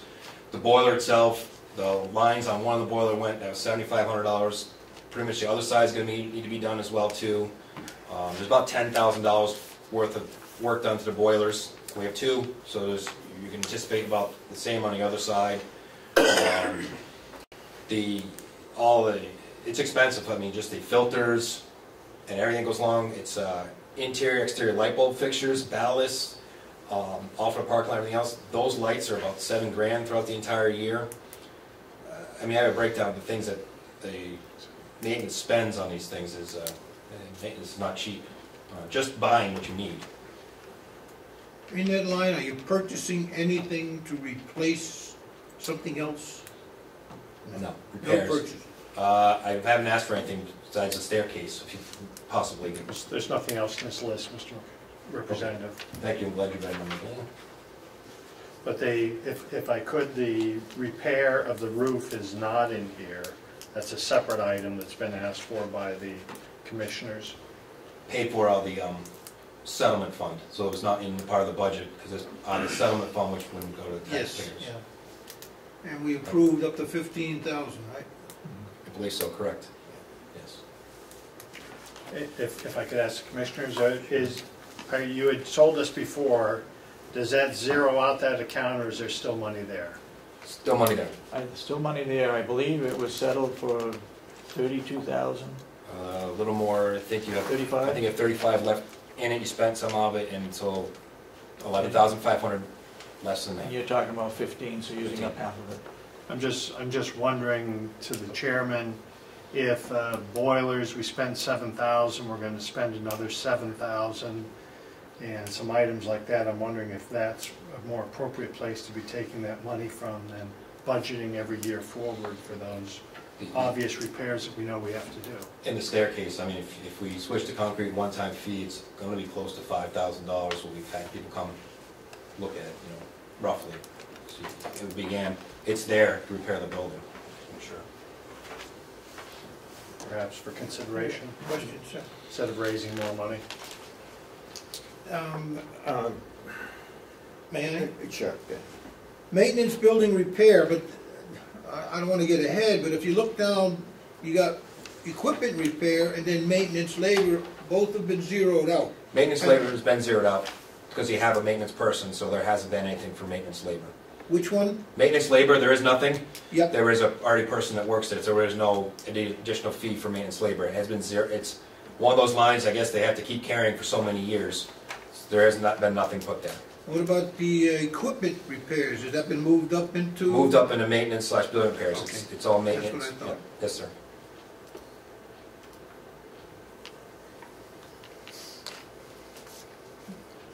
Representative McConkey, so you are suggesting that some of that repair money come out of the settlement? Exactly. My thought process is this, and somewhere up above we talked about having, we have contracts on generators and HVAC system. Do we have a contract on that? Yes. Okay, so those people aren't making repairs to our system, they're maintaining our system and we're moving forward. We pay them, they come in and make sure it's working. They must have a recommendation that this HVAC system this boiler only has X number of years left to it. Someone must have noticed that that was going to happen. We spent $7,000 on the boiler last year, we're going to spend $7,000 this year. I'm suggesting that we look at those and tick off some of these items and spend that money, as opposed to building into the budget. We shouldn't have a boiler issue again for several years or more. We got one boiler, right? We may have problems. Well, the first one, the lines are fixed, but again, they don't make those boilers anymore. At some point, we're going to be looking at what our options are come down the road. That's why they're starting to go a little bit. But yeah, I'm anticipating, you're correct, like on the other side, it's probably going to need the same amount of maintenance that the other boiler had, because they're same age. And if it's a safety issue on the concrete versus a wooden deck, I think some of those things can be taken out as opposed to budgeting money going forward. And how old was that building? 13 years this year. 13 years. That's not very long for a boiler. And some of it is not been upkeep. We have, I can tell you, the boiler controls itself. The computer there, it's old. The HVAC system, boiler system, the computer that's running it is over 10 years old. They can't find an old enough computer to hook into it to update it. You know, that alone, looking at something like that, is over $6,000. It's some things over the years that may have been neglected or not brought forward to be taken care of, that also need to be looked at. Yeah. Mr. Chairman, if we're going to have a problem with the second boiler, wouldn't it be wiser to put it into a capital improvement or capital expenditure? Would from my perspective. Or capital reserve, whatever we want to call it. So that sometime in the next 2 or 3 years, we may have to replace it. How much Does anyone have any idea what a boiler replacement would be? 100,000. How much? That's, from Mae's guy says, if you had to replace one of those big boilers, probably about 100 grand. And that's if we can get it through, because when it was opened up, it was probably opened up and walled up, it was there. We don't know. That's rough estimate. Trainer does our contract. We're going to ask them to come in this year, just kind of giving us assessment of a 5-year plan of, not that we necessarily limit it to bid, of just kind of what they see issues we need over the next coming years. And we're going to have them come in and give us a plan to take a look at that.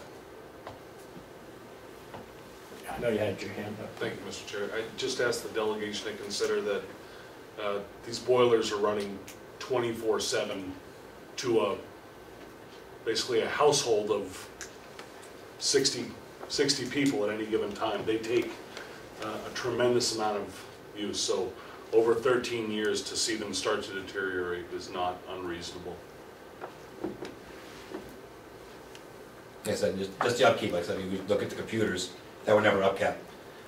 It's those expenses that I've been looking at and going for the future. Like, all right, we need to update. Like anything else, you need some updates to keep these things running correctly.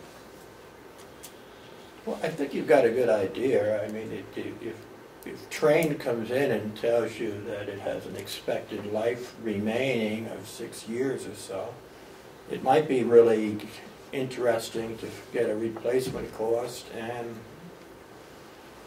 this is why God created capital reserve accounts, you know. So on those really big ticket items.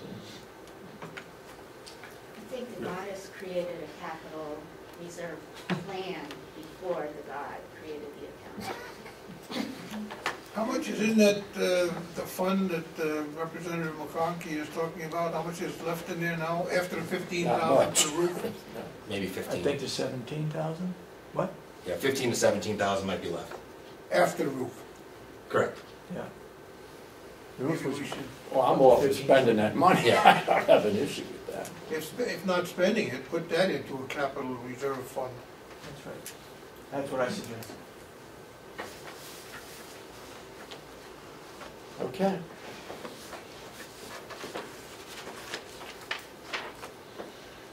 And earmark it. Earmark it. Sir, Mr. Comeau has a question. Mr. Chairman, Yeah.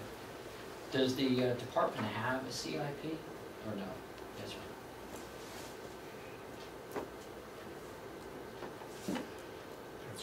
I don't know what the question is. Does the Capital department improvement have it? Does the department have a CIP? No. Thank you. But we could start one.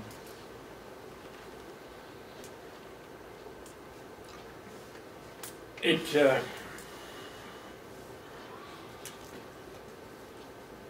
you know, I've been chairing a subcommittee for a few years now, and you know, if you sift through all the budget discussions, there is county equipment that has a finite lifetime, and it always seemed to me that it was a deficiency not to have a capital improvement plan or a capital reserve budget. And we're talking the trucks, you know, this type of big ticket things. And now you're looking at boiler replacements and whatever. You're not saving any money. All you're doing is flatlining your budget expenses going out a number of years. But I think in fairness to the taxpayers, that's part of good planning. I would encourage you to do so. I don't know what else I can say on that. Yeah, sure. And I could use a good example would be Wakefield, the town of Wakefield. I mean, they have capital reserve funds for everything, a very active CIP, and it's so efficient that they have themselves planned out years ahead for the larger items. And I believe it saves everybody, not only taxpayers money, it saves a lot of headache. Yeah, I couldn't agree more, but Yeah, you know, so far what we've done, I think we've all agreed on all of these things that I've written down. We've taken $52,000 out of this budget so far. And that doesn't count the fuel savings, and I think there will be some fuel savings. I wouldn't be opposed to taking that $17,000 in that insurance fund and then adding $8,000 or $9,000, $10,000 out of this 52 savings and start out with a $25,000 capital reserve fund. Make it a motion. Did it, my copy? I think we're ahead of the curve. I believe there will be something that will come forward that will address that as we go through the budget, number one. And the commissioners should be coming up with what they're asking for capital improvement, as opposed to us on the fly of our pants coming up with that form.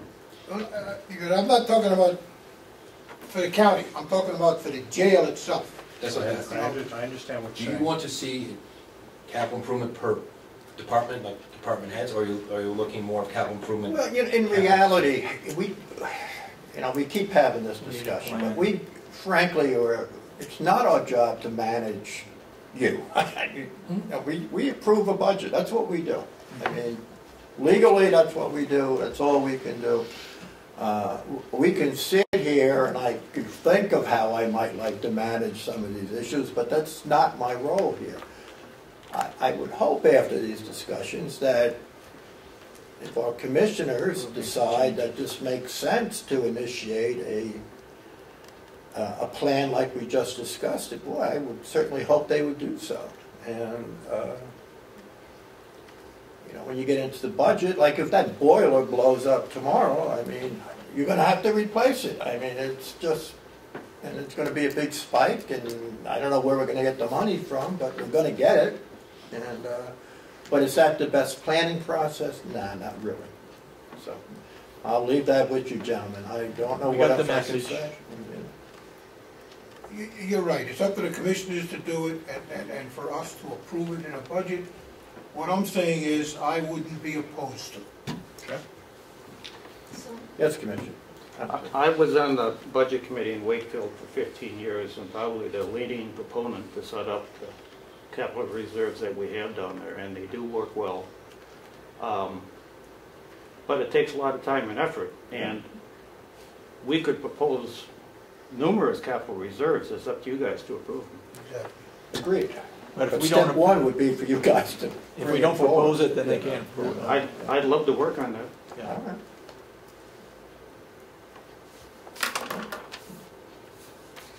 I'm sorry, Susan, go ahead.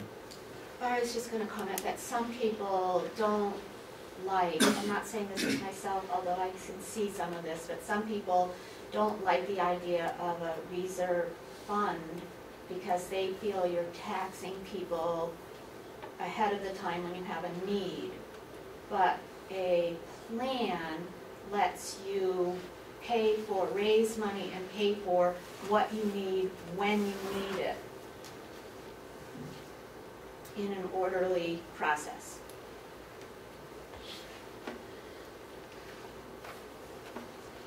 Well, an account is an account, and a plan is a plan. So basically what would need to happen here is A, the plan comes first, and B, then you would establish the account to let you exercise that plan, if you will. So that's where we would be on that. You're working on a plan now, I understand right? fully what you're saying, but... You're working on a plan now, a 5-year plan? For maintenance issues? Yeah. Okay, moving right along. 84? Did I tell everybody how much I enjoy doing this every year? You get your $100 worth, right?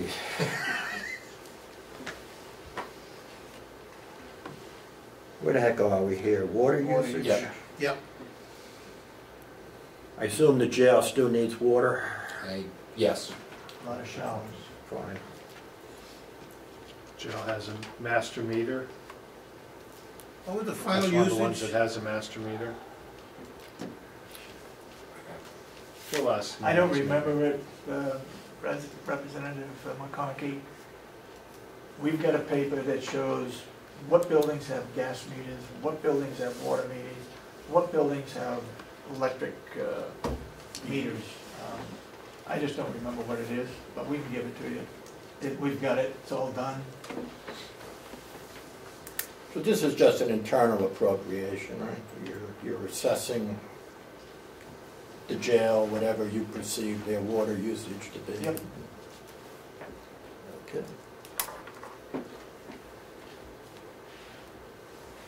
Photocopier expense.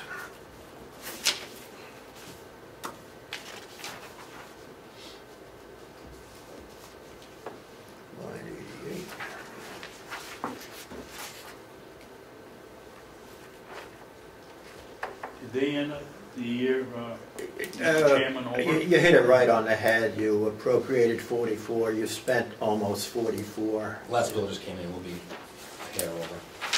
The 48, actually. Oh, no, over 44. Yeah, you're going to wind up, this is about a $400 increase. If you. Well, maybe at the next meeting, we'll have copies of the up-to-date usage, at the end of the year usage, so we can give us a better idea.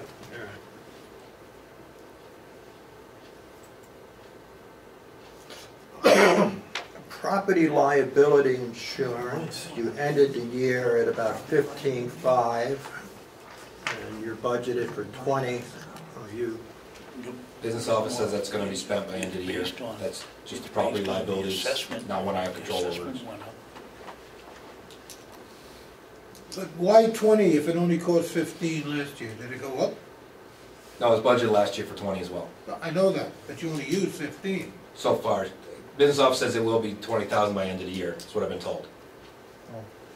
I thought you said it was already spent, only 15. On the insurance so far. 15 So 15.5 with 2 weeks left to go. That's if they posted everything. The business office doesn't know it's posting, but hopefully we can get a better updated one for next meeting. Tell you where we're at. Okay. But just again, we're working off budget sheets that frankly don't appear to be final, so somewhat of a disadvantage. But, my question to the chairman is, I usually pay my insurance by the month or a quarter ahead. Seems unusual that you'd have a bill come in after your period of time was over. unless our rating is so good we pay after the fact for insurance. They may have paid it, it's just not, they may not be posted to what they've given me. Would surprise me. I would then ask the commissioners to take a look at that. Property casualty insurance. If this is a final bill I'm looking at, then there's room for a little trim here. Right. What are you looking at, Mr. Chairman? 15? Property casual insurance. No, I know that. About $5 grand. 15.5 is Final. what we're showing as the actual expenditure.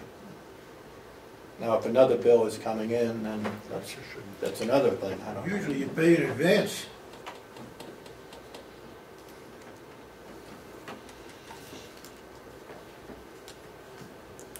But we will revisit that on our next go-around. Yep. So.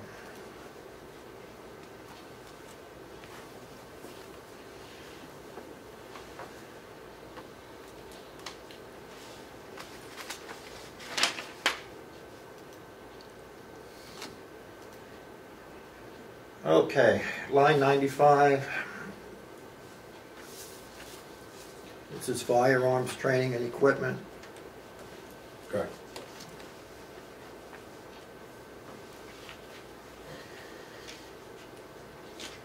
Basically spent the budget on that. That came in at about $7,100, and you're I was asked by the commissioners to split proposing to spend less? No, I was asked to split it out into two groups by the commissioners so you can see what the firearms, which is ammunition, range time, everything goes along with firearms and training, and then break out less than lethal, which is our taser replacement, taser cartridges, battery packs for the tasers, less than lethal munitions.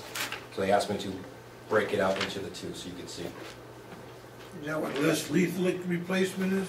Yes, sir. So you're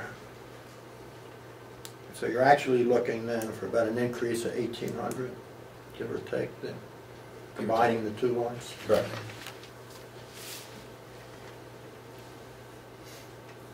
Okay.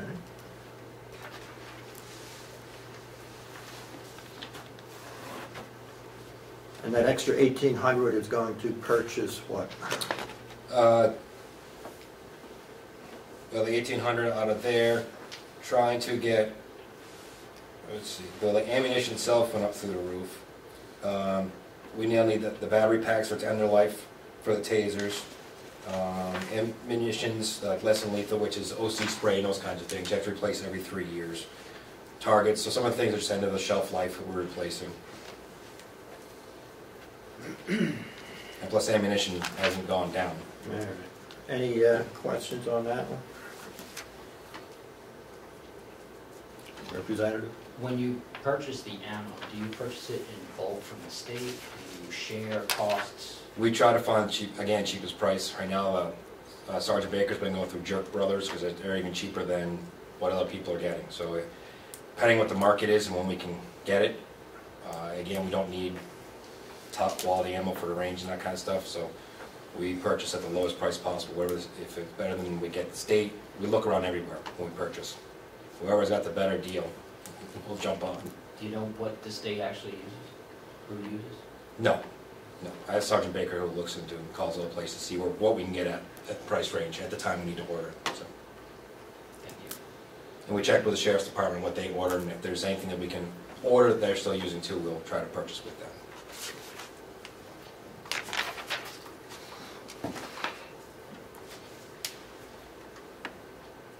Okay.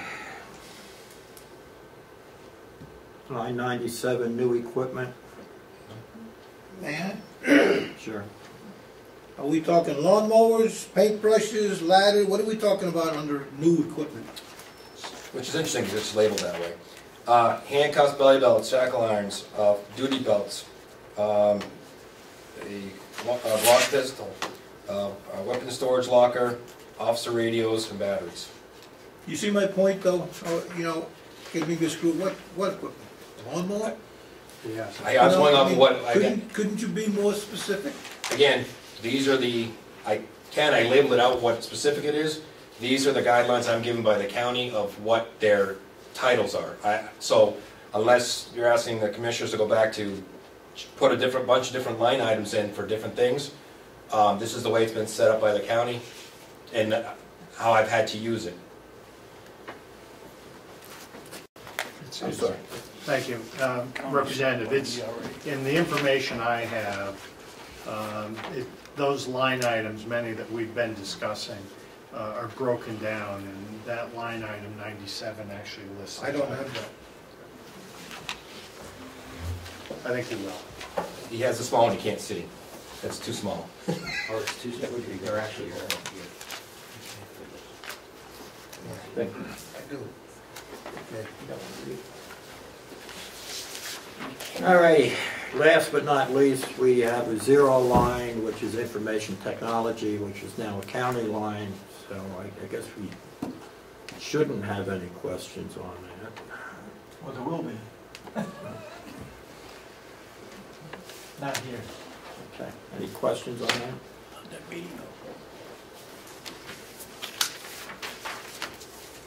Okay, let me, before we conclude this meeting, Want to talk about some positive notes? No. The revenue? Just kidding. yes, wait, yes, exactly right. Well, before we get into the revenue side, which hopefully we're all going to like, either I can read my notes or you can read your notes on the deliverables, so take your pick. Yeah, why don't you tell me what you're going to do for me?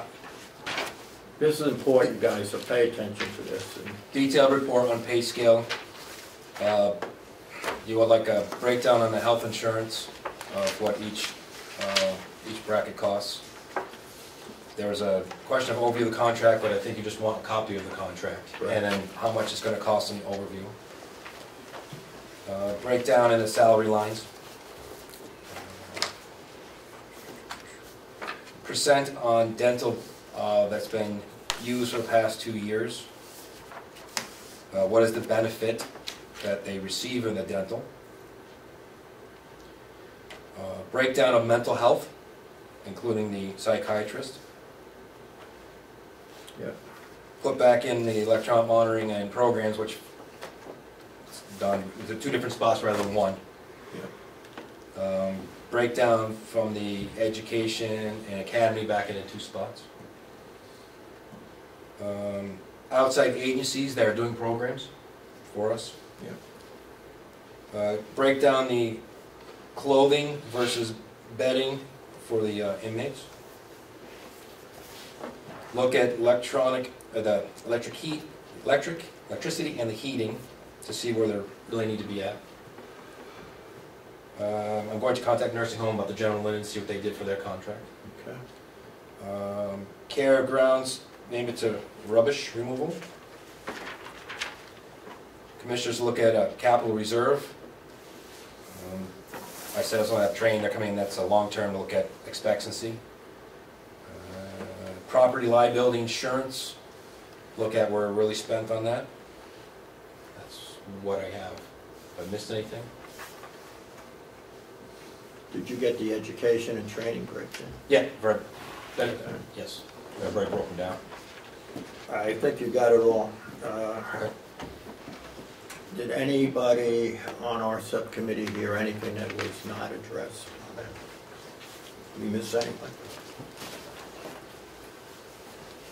Okay, so we understand the deliverables. We'll try to establish another meeting date before we leave here today. Okay. Well, let's get into the revenue side, the good side, as you say.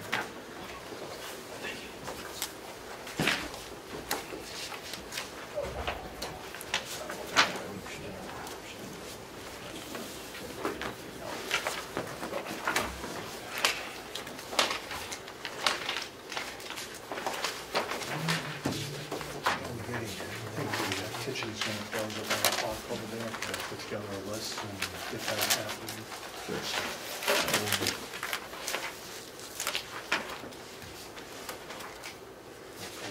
Break and go do that, or? Are you doing that? on the claim. I can go through, want to say real quick, revenue, get out of here? Yeah. All right, revenue real quick, so you have it is electronic monitoring, I believe it's like close to $7,000-ish, I can't remember exactly what I put on there. The revenue is for our phones is $1,400 a month back to the county.